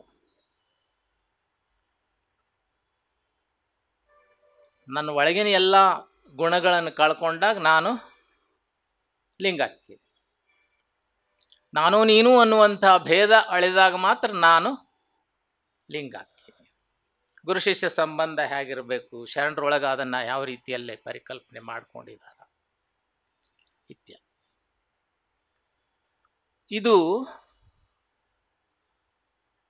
ಕಥಾ ಪ್ರವಚನ ಅಲ್ಲ, ಇದು ತತ್ವ ವಿಶ್ಲೇಷಣೆಯ ಚಿಂತನ ಗೋಷ್ಠಿಗಳಲ್ಲಿ ನಡೀತಕ್ಕಂಥದ್ದು. ಹಾಗಾಗಿ ಇದು ಓಡೋದಿಲ್ಲ, ಕಥೆ ಓಡೋದಿಲ್ಲ. ಆದರೆ ನಮ್ಮ ಒಳಗನ್ನು ಹಸನ್ ಮಾಡ್ಕೋತಾ ಏನು ಕೊನೆಯದೈತಲ್ಲ ಐಕ್ಯಸ್ಥಲ ಅಂದ್ರೆ ಸಮರಸ, ಅಂದರೆ ನಮ್ಮ ಜೀವನದ ಅಂತ್ಯ 100 ವರ್ಷನೋ 60 ವರ್ಷನೋ 70 ವರ್ಷ ಐತಲ್ಲ, ಅದನ್ನು ಯಾವ ರೀತಿಯಲ್ಲೇ ನಾವು ನಡೆಸ್ಕೊಂಡು ಹೋಗಬೇಕು ಅನ್ನೋದನ್ನು ತಿಳಿಸಲಿಕ್ಕೆ ಈ ಶೂನ್ಯ ಸಂಪಾದನೆ ಪ್ರಯತ್ನ ಮಾಡುತ್ತೆ. ಅಂದರೆ ಲಿಂಗ ಅಂಗಾಗಿ ಅಂಗದೊಳಗೆ ಅನೇಕ ದುರ್ಗುಣಗಳು ಸೇರಿಕೊಂಡು ಆ ಗುಣಗಳನ್ನು ಬಿಡಿಸಿಕೊಳ್ಳಿಕ್ಕೆ ಷಟ್ಸಲ ಸಾಧನೆ ಮಾಡಿ ಪಂಚಾಚಾರಗಳನ್ನು ಅಳವಡಿಸ್ಕೊಂಡು ಅಷ್ಟಾವರಣಗಳನ್ನು ತಿಳ್ಕೊಂಡು ಏರ್ಕೋತ ಭಕ್ತ ಮಹೇಶ ಪ್ರಸಾದಿ ಪ್ರಾಣಲಿಂಗಿ ಶರಣ ಐಕ್ಯ ಅನ್ನೋ ಸಮರಸ ಸ್ಥಿತಿಗೆ ಹೋಗಿ ಮುಟ್ಟುವಂಥ ಒಂದು ಸ್ಥಿತಿ ಈ ಶೂನ್ಯ ಸಂಪಾದನೆಯಲ್ಲಿ ನಡೆದು ಬರ್ತದೆ. ಇಲ್ಲಿ ಸಂಪಾದನೆ ಯಾವುದು ಅಂದ್ರೆ ಹಣಗಳಿಕೆ ಅಲ್ಲ, ಕೀರ್ತಿಗಳಿಕೆನೂ ಅಲ್ಲ. ಇಲ್ಲಿ ಪಡಿಬೇಕಾದದ್ದು ಲಿಂಗ ಸಂಪಾದನೆ, ಲಿಂಗ ಗುಣಗಳನ್ನು ಅಳವಡಿಸಿಕೊಂಡು ಲಿಂಗವೇ ಆಗುವಂಥದ್ದೇನದಲ್ಲ ಆ ಸಂಪಾದನೆಯನ್ನು ಈ ಶೂನ್ಯ ಸಂಪಾದನೆ ನಮ್ಗೆ ತಿಳಿಸ್ಕೊಡುತ್ತೆ. ಹೆಗಡಾಳವರು ಬಹಳಷ್ಟು ವ್ಯಾಪಕವಾಗಿ ಅಧ್ಯಯನ ಮಾಡ್ಕೊಂಡು ಬಂತು. ಕೇವಲ ಶೂನ್ಯ ಸಂಪಾದನೆ ವಚನಗಳನ್ನು ಮಾತ್ರ ಅವರು ಓದಿಲ್ಲ, ಅನೇಕ ಶರಣರ ವಚನಗಳನ್ನು, ಹಾಡುಗಳನ್ನು, ಜನಪದದಲ್ಲಿದ್ದಂಥ ಕಥೆಗಳನ್ನು, ಇದಕ್ಕೆ ಪೂರಕವಾದಂಥ ಎಲ್ಲ ಸಂಗತಿಗಳನ್ನು ಟಿಪ್ಪಣಿ ಮಾಡ್ಕೊಂಡು ಬಂದು ಆ ವಚನಕ್ಕೆ ಹೋಲಿಸಿ ಹೇಳುವ ಮೂಲಕವಾಗಿ ಆ ವಿಷಯವನ್ನು ನಿಮಗೆ ತಿಳಿಯುವ ಹಾಗೆ ಸ್ಪಷ್ಟವಾಗಿ ನಿರೂಪಣೆ ಮಾಡುವಂಥ ಒಂದು ಕಲೆ ಏನದಲ್ಲ, ಅದು ಮಾತ್ರ ಹೆಗಡೆಯಾಳವರಿಗೆ ಸಾಧಿಸೈತೆ ಅಂತ ನಾನು ಅಂದ್ಕೊಂಡಿದ್ದೆ. ಉಳಿದವ್ರಿಗೆ ಹೇಳಕ್ಕೆ ಸಾಧ್ಯ ಇಲ್ಲ. ಯಾಕಂದ್ರೆ ಶೂನ್ಯ ಸಂಪಾದನೆ ಪ್ರವಚನ ಮಾಡೋದಂದ್ರೆ ಭಾಳಷ್ಟು ಕಷ್ಟದ ಕೆಲಸ. ಒಂದೊಂದು ವಚನನೂ ಬಿಡಿಸೋದು, ಅದರೊಳಗಿರ್ತಕ್ಕಂಥ ಏನು ಕಾಯ ಜೀವದ ಹೊಲಿಗೆ ಬಿಡಿಸೋದು ಏನದಲ್ಲ, ಹೊಲಿಗೆ ಬಿಚ್ಚೋದು ಭಾಳ ಕಷ್ಟ ಅದು. ಆ ಹೊಲಿಗೆಯನ್ನು ಬಿಚ್ಚಲಿಕ್ಕೆ ನಾವು ಆಳವಾದ ಅಧ್ಯಯನ ಮಾಡಬೇಕು, ಚಿಂತನೆ ಮಾಡಬೇಕು. ಅಷ್ಟೇ ಅಲ್ಲ, ಆ ತತ್ವವನ್ನು ನಮ್ಮೊಳಗೆ ಅಳವಡಿಸಿಕೊಳ್ಬೇಕು. ತತ್ವ ನಮ್ಮ ಒಳಗೆ ಇಳಿದ್ರೆ ಮಾತ್ರ ಅದನ್ನು ಹೇಳಕ್ಕೆ ಸಾಧ್ಯ ಆಗುತ್ತೆ ಹೊರತಾಗಿ ಕೇವಲ ಓದಿ ಹೇಳುವಂಥದ್ದಲ್ಲ ಇದು.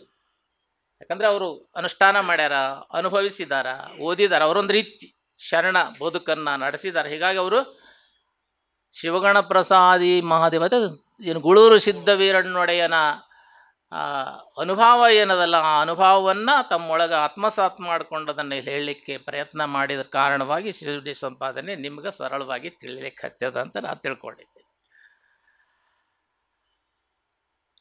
ಇನ್ನೆಷ್ಟು ವಾರ ಇದನ್ನು ನಡೆಸೋಣ? 50 ವರ್ಷ, 50 ಸಂಚಿಕೆ ಆಯಿತು. ಇನ್ನು 100 ಆಗತ್ತೆ. ನನಗೆ ಅನಿಸಿದ್ದು 101ಕ್ಕೆ ಮುಗಿಸೋಣನು ಅಂತ. ಮುಗಿಸೋದು ಹೇಗೆ ಅಂತ ನೀವು ಕೇಳ್ಬೋದು. ಒಂದೊಂದು ಸಂಪಾದನೆಯನ್ನು 4 ದಿವಸ 2 ದಿವಸ ಅಂದರೆ 2 ವಾರ 4 ವಾರದೊಳಗೆ ಅದನ್ನು ಕಥಾರೂಪದಲ್ಲಿ ಹೇಳಿಕೊಂಡು ಮುಖ್ಯವಾದಂಥ ವಚನಗಳನ್ನು ಮಾತ್ರ ವಿಶ್ಲೇಷಣೆ ಮಾಡಿ ಅಲ್ಲಿರುವಂಥ ತತ್ವವನ್ನು ಹೇಳ್ಕೊತಾ ಹೋಗ್ಬಿಟ್ರೆ ಅದು ಮುಗಿಬಹುದು ಅಂತ. ಹೀಗೇನೆ ನೀವು ಒಂದೊಂದು ವಚನನೇ ನೀವು ಬಹಳ ಆಳಕ್ಕಿಳಿದು ಅದನ್ನು ವಿವೇಚನೆ ಮಾಡ್ಕೋತಾ ಹೋದರೆ ಇದು ಅದಕ್ಕೆ ಅಂತ್ಯ ಅನ್ನೋದು ಇರೋದಿಲ್ಲ. ಹಾಗೆ ಒಂದು ಮಿತಿಯನ್ನು ನಾವು ಹಾಕೊಳ್ಳೋಣ, ಒಂದು ಗೆರೆ ಕೊರ್ಕೊಂಡು ಈ ಶೂನ್ಯ ಸಂಪಾದನೆಯ ಇಡೀ ಅದನ್ನು ಇನ್ನು ಹೇಳಿದಲ್ಲ 21 ಭಾಗದ ಅದು ಈಗ 3ನೇ ಭಾಗದಗಳಿದ್ದೀವಿ ನಾವು. ಮುಂದೆ ಇನ್ನೂ ಬಹಳ ಅದ್ಭುತವಾದಂಥ ವಿಚಾರಗಳದಾವು. ಅಲ್ಲಿರೋದೆಲ್ಲ ಹೇಳಿದ್ನೆಲ್ಲ ತತ್ವ ಅಷ್ಟೆ. ಶರಣ ತತ್ವದ ವಿವೇಚನೆ ಬರ್ತದೆ. ಅದನ್ನು ನಾಟಕೀಯ ರೀತಿಯಲ್ಲೇ ಸಂಭಾಷಣೆಯ ಮೂಲಕವಾಗಿ ಈ ಶೂನ್ಯ ಸಂಪಾದನಕಾರ ಅದನ್ನು ಹೆಣೆದಿದ. ಆ ನಾಟಕೀಯ ಶೈಲಿಯೊಳಗೆ ಅದನ್ನು ಹೆಗಡೆಯವರು ತಮಗೆಲ್ಲ ಪ್ರಸ್ತುತಪಡಿಸ್ಕೊತಾನೆ ಬಂದಿದ್ದಾರೆ. ಇನ್ನು ಮುಂದಿನ ಸಂಪಾದನೆಗಳು, ಸಿದ್ದರಾಮಣ್ಣನ ಕರ್ಕೊಂಡು ಈಗ ಅವ್ರ ಕಲ್ಯಾಣಕ್ಕೆ ಹೋಗಬೇಕು. ಆ ಕಲ್ಯಾಣಕ್ಕೆ ಹೋಗುವವರೆಗಿನ ಒಂದು ವಚನಗಳನ್ನೆಲ್ಲ ಒಂದು ವಾರದೊಳಗೆ ಮುಗಿಸ್ರಿ. ಕಲ್ಯಾಣದಲ್ಲಿ ಹೋದ ನಂತರ ಮುಂದೆ ಏನೇನಾಯಿತು ಅದೆಲ್ಲ, ಆಮೇಲೆ ಚನ್ನಬಸವಣ್ಣನ ಸಂಪಾದನೆ ಬಸವಣ್ಣನ ಸಂಪಾದನೆ ಬರ್ತದೆ. ಆಮೇಲೆ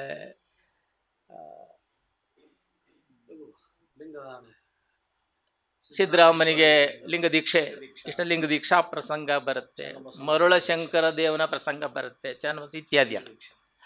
ಆ ಎಲ್ಲ ಪ್ರಸಂಗಗಳನ್ನು ನೀವು ಒಂದೋ ಎರಡೋ ವಾರಕ್ಕೆ ಸೀಮಿತಗೊಳಿಸ್ಕೊಂಡು, ಅಂದರೆ ಅದರ ಕಥೆಯನ್ನು ಹೇಳೋದು ಮತ್ತು ಮುಖ್ಯವಾದಂಥ ಅಂದರೆ ತಾತ್ವಿಕ ವಿಚಾರಗಳು ಹೇಳಬೇಕು ಅನ್ನುವಂಥ ಒಂದು ಇದು ಬರ್ತದಲ್ಲ, ಅಂಥ ವಚನಗಳನ್ನು, ಮುಖ್ಯ ವಚನಗಳನ್ನು ಆಯ್ಕೆ ಮಾಡಿಕೊಂಡು ಅದನ್ನು ವಿವೇಚನೆ ಮಾಡ್ಕೋತಾ ಅವನ್ನು ಪೂರೈಸಬೇಕು ಅಂತ ನನಗೆ ಅನಿಸುತ್ತೆ.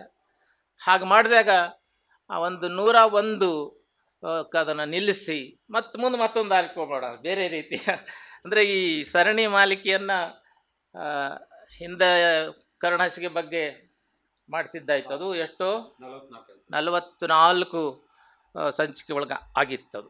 ಇದನ್ನು ನಾವು 101 ತನ ಒಯ್ಯೋಣ. ಹೇಳಿದ್ನಲ್ಲ, ಈ ತತ್ವಕ್ಕೆ ಕೊನೆ ಅನ್ನೋದಿಲ್ಲ.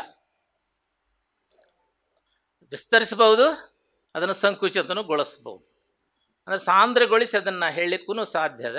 ಮಜ್ಜಿಗೆ ಪುರಾಣ ಅಂತ ಹೇಳ್ತಾರಲ್ಲ, ಏನು ದಶರಥನ ಕಂದ, ರಾವಣನ ಕೊಂದ, ಸೀತೆಯ ತಂದ ಅಂತಾನು ಹೇಳಿಬಿಟ್ಟು ಅಂತ. ಆದ್ರೆ ಮಜ್ಜಿಗೆ ಪುರಾಣದಂಗೆ ಇದನ್ನು ಹೇಳೋಕ್ಕಾಗೋದಿಲ್ಲ ಅನ್ನೋದು ನನಗೆ ಗೊತ್ತು. ಅದರೊಳಗನೆ ಹೇಳಿದ್ನಲ್ಲ, ಮುಖ್ಯವಾದ ತತ್ವಗಳನ್ನು ಆಯ್ಕೆ ಮಾಡಿಕೊಂಡು ಆ ಕಥೆಯ ಪ್ರವಾಹದ ಗುಂಟ ನಾವು ಹರಿದು ಹೋಗಿ ಅದನ್ನು ಮುಗಿಸುವಂಥ ಒಂದು ಕೆಲಸ ಮಾಡೋಣ. ಒಂದು 100ಕ್ಕೆ ನೀವು ಹೊಂದಿಸಿಕೊಡ್ರಿ ಅಂತ.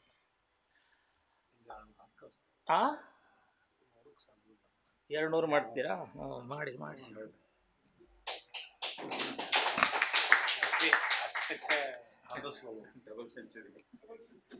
ಆಯಿತು, ಡಬಲ್ ಸೆಂಚುರಿ ಮಾಡ್ತೀನಿ ಅನ್ನೋರಿಗೆ ನಾವ್ಯಾಕೆ ಬೇಡ ಅನ್ನೋಣ, ಹೌದಲ್ಲ? ಪ್ರಯತ್ನ ಮಾಡಬಹುದು. ಅಲ್ಲ, ಈಗಿಂದನೇ ಹೇಳಿದೆ ನಾನು. ಅದನ್ನು ಒಂದು ಯೋಜನೆ ಮಾಡಿಕೊಂಡು ಯಾವುದು ಮುಖ್ಯ, ಯಾವುದು ಸುಮ್ಮನೆ ನಿರೂಪಣೆ ಮಾಡ್ಕೊತ ಹೋಗ್ಲಿಕ್ಕೆ ಸಾಧ್ಯತೆ, ಯಾವ ವಚನಗಳನ್ನು ಓದೋ ಮೂಲಕ ಅದರ ತತ್ವವನ್ನು ತೋರಿಸುವಂಥ ಅಥವಾ ಹೇಳುವಂಥ ಅವಶ್ಯಕತೆ ಐತೆ ಅನ್ನೋದನ್ನು ತಿಳ್ಕೊಂಡು ಆ ರೀತಿಯಲ್ಲಿ ಅದನ್ನು ಪೂರೈಸೋದು ಸರಿ ಅಂತ ಕಾಣಿಸುತ್ತೆ. ಶನಿವಾರ ಬಂದರೆ ಸಾಕು, ಜಗತ್ತಿನ ಎಲ್ಲ ಜನ ಕಾಯ್ತಿರ್ತಾರೆ. ಬರೀ ನೀವು ಅಷ್ಟೇ ಅಲ್ಲ, ಶೂನ್ಯ ಸಂಪಾದನೆ ಪ್ರವಚನ ಕೇಳಬೇಕು. ಅಷ್ಟರ ಮಟ್ಟಿಗೆ ಇದು ಎಲ್ರಿಗೂ ಹಿಡಿಸ್ಯದ, ರುಚಿಸ್ಯದ. ಅನೇಕ ಜನ ನನಗೂ ಫೋನ್ ಮಾಡಿ ಹೇಳ್ತಿರ್ತಾರೆ, ನಿಮ್ಮ ಅರಿವಿನ ಮನೆ ಪ್ರವಚನ ಅದು ಶೂನ್ಯ ಸಂಪಾದನೆದು ಭಾಳಷ್ಟು ನಮಗೆ ತಿಳುವಳಿಕೆಯನ್ನು ಕೊಟ್ಟದ, ನಮ್ಮ ಅರಿವಿನ ದಿಗಂತವನ್ನು ವಿಸ್ತರಿಸಿದ ಅನ್ನುವಂಥ ಮಾತು ಹೇಳ್ತಾರೆ. ಹಾಗಾಗಿ ಇದನ್ನು ಈಗ ಹೇಳುವ ರೀತಿಯಲ್ಲೇನೂ ನಡೆಸ್ಬೋದು. ಆದರೆ ನಾ ಹೇಳಿದ್ನಲ್ಲ, ಅದಕ್ಕೊಂದು ಗಡಿ ಯೋಚನೆ ಹಾಕ್ಕೊಳ್ಳೋದು ಭಾಳ ಅಗತ್ಯದ ಅನ್ನುವಂಥ ಹಿನ್ನೆಲೆ ಒಳಗೆ ಹಾಗೊಂದು 200 ಅಂತ ಅಂತಾರಲ್ಲ, 200ಕ್ಕೆ ಅದನ್ನು ನಿಲ್ಲಿಸೋಣ ಅಂತ. ಹೆಚ್ಚಿಗೆ ಮಾತಾಡೋದು ಬೇಡ. ನಾವೇನಿದ್ರೂ ಅದನ್ನು ಆಚರಣೆಯೊಳಗೆ ತರುವಂಥ ಒಂದು ಕೆಲಸ ಶರಣರು ಮಾಡಿದ್ದು. ಮಾತಾಡಲಿಲ್ಲ ಹೆಚ್ಚಿಗೆ, ಅವರು ಆಚರಣೆಯಲ್ಲೇ ತರುವಂಥ ಕೆಲಸ ಮಾಡಿದರು. ಶರಣ ತತ್ವ ಅಂದರೆ ಹಾಗದು, ನಮ್ಮ ಬದುಕನ್ನು ಸುಸಂಬದ್ಧವಾಗಿ ನಡೆಸಲಿಕ್ಕೆ ಹೇಳ್ತೈತಲ್ಲ, ಸ್ವಸ್ಥ ಸಾತ್ವಿಕ ಬದುಕು, ಸ್ವಸ್ಥ ಸಮಾಜ, ಸದೃಢ ರಾಷ್ಟ್ರ ನಿರ್ಮಾಣ ಮಾಡಲಿಕ್ಕೆ ಈ ತತ್ವ ಅದು ಭಾಳ ಪೂರಕವಾದಂಥ ನಮಗೆ ಇದನ್ನು ಒದಗಿಸ್ತದೆ, ದ್ರವ್ಯವನ್ನು ಒದಗಿಸುತ್ತೆ. ಅದನ್ನು ನಾವು ಪಡ್ಕೊಳ್ಳುವ ಮೂಲಕವಾಗಿ ನಮ್ಮ ಬದುಕನ್ನು ಹಸನು ಮಾಡ್ಕೊಳ್ಳೋಣ ಅಂತ ಮಾತು ಹೇಳ್ತಾ, ಈ 50ನೇ ವರ್ಷದ ಇವತ್ತಿನ ಮಾಲಿಕೆ ಭಾಳ ಯಶಸ್ವಿಯಾಗಿ ನಡೆಯಿತು. ಮುಂದೂ ಹೀಗೆ ನಡೀತದೆ ಅಂತನ್ನುವಂಥ ಆಶಾಭಾವನೆ ನಮಗೆಲ್ಲ ಇದೆ. ಹೆಗಡಾಳವರ ಪರಿಶ್ರಮಕ್ಕೆ ಮತ್ತು ಅವರ ಸಮಯ ವಿನಿಯೋಗಕ್ಕೆ ಸಮಯ ಕೊಡಬೇಕಾಗುತ್ತೆ. ಅದಕ್ಕೆ ಹಾಗೇನೆ ಬರೀ ಇಲ್ಲಿ ಬಂದು ಹೇಳೋಕ್ಕಾಗೋದಿಲ್ಲ. ಅದನ್ನು ಮನೆಯೊಳಗೆ ನಾವು ಹೇಳ್ತಿರ್ತೀವಿ, ಒಂದು ಪಾಠ ಮಾಡಲಿಕ್ಕೆ 1 ವಾರ ಓದಬೇಕಾಗತ್ತೆ, 1 ತಾಸಿನ ಪಾಠಕ್ಕೆ. ಹಾಗಾಗೋದಿಲ್ಲ, ಯಾಕಂದರೆ ವಿದ್ಯಾರ್ಥಿಗಳನ್ನು ಎದುರಿಸ್ಬೇಕಲ್ಲ. ಹಾಗೇನೇ ಇದು ಕುಂತ ಶ್ರೋತೃಗಳ ಮನಸ್ಸನ್ನು ಗೆದಿಬೇಕಾದ್ರೆ ನಾವು ಅದನ್ನು ಪರಿಪೂರ್ಣ ನಮ್ಮೊಳಗೆ ಹೋಗಿಸ್ಕೊಂಡು ಬಂದು ಅದನ್ನು ಇಲ್ಲೇ ಪ್ರಸ್ತುತಪಡಿಸ್ಬೇಕಾಗತ್ತೆ. ಆ ಹಿನ್ನೆಲೆ ಒಳಗೆ ಹೆಗಡಾಳವರು ಭಾಳ ಪರಿಶ್ರಮಪಟ್ಟು ಅಭ್ಯಾಸ ಮಾಡಿ ಮನನ ಮಾಡಿಕೊಂಡು ಚಿಂತನೆ ಮಾಡಿ ಅದನ್ನು ನಿಮ್ಮ ಜೊತೆಗೆ ಹಂಚಿಕೊಂಡಿದ್ದಾರೆ. ಅವರಿಗೆ ತಮ್ಮೆಲ್ಲರ ಪರವಾಗಿ ಅನಂತ ಶರಣಾರ್ಥಿಗಳನ್ನು, ಅಭಿನಂದನೆಗಳನ್ನು, ಧನ್ಯವಾದಗಳನ್ನು ಅರ್ಪಿಸುವ ಮೂಲಕ ಈ ಸಂಚಿಕೆಯನ್ನು ಮುಗಿಸ್ತೇನೆ. ಮುಳುಕೂರವರಿಗೆ, ನಡಕಟ್ಟಿಯವರಿಗೆ ತಮಗೆಲ್ಲ ಅನಂತ ಶರಣಾರ್ಥಿಗಳನ್ನು ಸಲ್ಲಿಸಿ ನನ್ನ ಮಾತನ್ನು ಮುಗಿಸ್ತೇನೆ. ಬಸವ ಸಮಿತಿ ಧಾರವಾಡ ಅಧ್ಯಕ್ಷರಾದ ಡಾಕ್ಟರ್ ವೀರೇಂದ್ರ ರಾಜೂರವರು ಸರು ತಮ್ಮ ದೀಕ್ಷೆಯ ನುಡಿಯಲ್ಲಿ ಅಂಗ ಲಿಂಗ ಆಗ್ತಕ್ಕಂಥದ್ದು, ಈ ಶೂನ್ಯ ಸಂಪಾದನೆ ಅದೆಲ್ಲ ನಾವು ದುಡ್ಡು ಗಳಿಸೋದಲ್ಲ, ಕೀರ್ತಿ ಗಳಿಸೋದಲ್ಲ, ಅಂಗ ಲಿಂಗ ಆಗ್ತಕ್ಕಂಥ ಒಂದು ಸಂಪಾದನೆ ಮಾಡಬೇಕು. ಆದಂಥ ಕ್ರಿಯೆ ಕಾಯ ಜೀವದ ಹೊಲಿಗೆಯನ್ನು ಬಿಚ್ಚುವ ಕುರಿತು ಮತ್ತು ಈ ಶೂನ್ಯ ಸಂಪಾದನೆ ಶರಣತತ್ವದ ವಿವೇಚನೆ ಅನ್ನೋದು ತುಂಬ ಅದ್ಭುತವಾಗಿ, ಮತ್ತು ಈ ಕಾರ್ಯಕ್ರಮ ಯಾವಾಗ ಒಂದು ಮಿತಿ ಅಂದರೆ ಡಬಲ್ ಸೆಂಚುರಿ ಆಗುವ ಒಂದು ನಿಟ್ಟಿನಲ್ಲಿ ಅದನ್ನು ಕೈಕೊಳ್ಳಿ ಅಂತ ತಮ್ಮ ಹಿತನುಡಿಗಳನ್ನು ನುಡಿದಿದ್ದಾರೆ. ಅವರಿಗೆ ತಮ್ಮೆಲ್ಲರ ಪರವಾಗಿ ಮತ್ತು ಆನ್ಲೈನ್ ವೀಕ್ಷಕರ ಪರವಾಗಿ ಅತ್ಯಂತ ಶರಣಗಳನ್ನು ಸಮರ್ಪಿಸ್ತಾ ಇದ್ದೇವೆ. ಅದೇ ರೀತಿ ಇವತ್ತಿನ ಉಪನ್ಯಾಸವನ್ನು ನೀಡಿದಂಥ ಡಾಕ್ಟರ್ ಶಂಭು ಹೆಗಡೆ ಅವರಿಗೆ ಮತ್ತೊಮ್ಮೆ ಶರಣಗಳನ್ನು ಸಲ್ಲಿಸ್ತಾ, ಬಸವ ಕೇಂದ್ರದ ಅಧ್ಯಕ್ಷರಾದ ಸಿದ್ದರಾಮಯ್ಯ ನಡಕಟ್ಟಿಯವರಿಗೂ ಸಹಿತ ಶರಣಾರ್ಥಿ. ಆಗಮಿಸಿದ ಎಲ್ಲ ಶರಣ ತಂದೆ ತಾಯಿಗಳಿಗೆ ಅನಂತ ಶರಣಾರ್ಥಿ. ಹೆಚ್ಚಿನ ಸಂಖ್ಯೆಯಲ್ಲಿ ತಾವೆಲ್ಲ ಆಗಮಿಸಿದ್ರಿ. ಇವತ್ತು ವಿಶೇಷ ಸಂಚಿಕೆ ಪ್ರಯುಕ್ತ ಅಲ್ಪೋಪಹಾರ ಇದೆ. ಕೊನೆಯಲ್ಲಿ ಅಲ್ಪೋಪಹಾರವನ್ನು ತೆಗೆದುಕೊಂಡು ತಾವೆಲ್ಲ ನಿರ್ಗಮಿಸಬೇಕು. ಪ್ರತಿ ಒಂದು ಈ ಕಾರ್ಯಕ್ರಮಕ್ಕೆ ಬಂದು ತಮ್ಮ ಸಹಭಾಗಿತ್ವವನ್ನು ನೀಡಬೇಕು ಅಂತ ತಮ್ಮಲ್ಲಿ ವಿನಂತಿಸಿಕೊಳ್ಳುತ್ತಾ ನನ್ನ ಮಾತಿಗೆ ವಿರಾಮ ನೀಡ್ತಾ ಇದ್ದೇನೆ. ಈಗ ಈ ಕಾರ್ಯಕ್ರಮ ವಚನ ಮಂಗಲದೊಂದಿಗೆ ಕೊನೆಗೊಳ್ಳಲಿದೆ. ವಚನ ಮಂಗಲವನ್ನು ನಮ್ಮ ಶರಣರಾದ ಹಳ್ಳಿಕೇರಿ ಶರಣರು ಬರಬೇಕು. ಶ್ರೀ ಗುರು ಬಸವಲಿಂಗಾಯ ನಮಃ. ಎಲ್ಲರಿಗೆ ಭಕ್ತಿ ಅನಂತ ಶರಣಾರ್ಥಿಗಳು. ಶಿವಮಂಗಲವನ್ನು ಕೊಡು ಬೇಗ, ಭವ ದುಃಖದಿ ಬಳಲುವೆವೀಗ, ಭುವಿಗವತರಿಸಿದ ಕಾರಣವಾ, ಜವದೊಳು ಮೆರೆಯುವ ಗುರುದೇವ.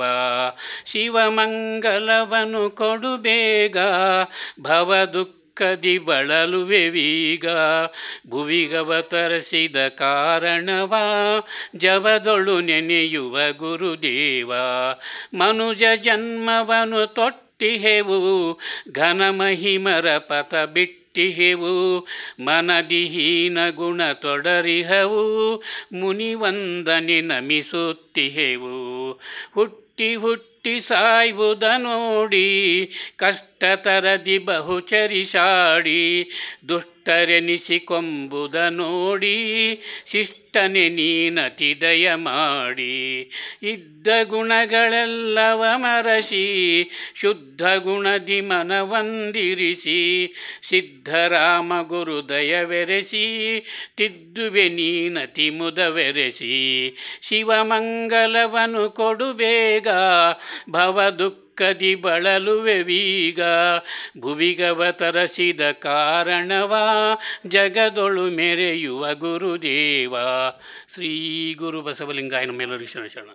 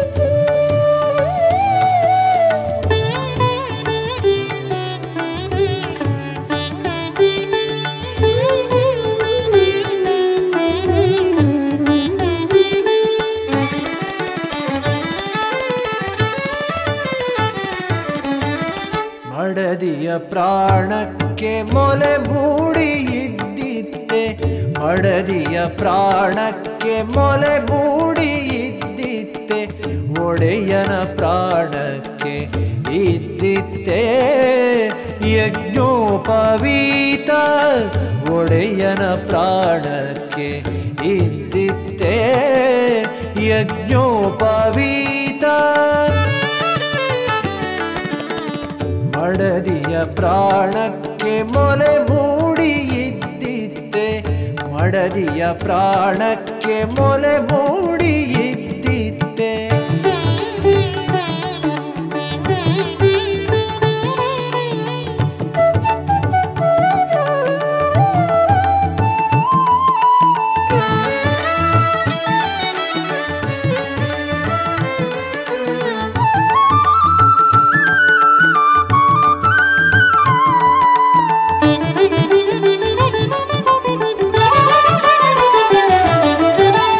ಕಡೆಯಲ್ಲಿದ್ದ ಅಂತ್ಯಜನು ಹಿಡಿದಿದ್ದನೆ ಹಿಡಿಗೋಲ, ಕಡೆಯಲ್ಲಿದ್ದ ಅಂತ್ಯಜನು ಹಿಡಿದಿದ್ದನೆ ಹಿಡಿಗೋಲ.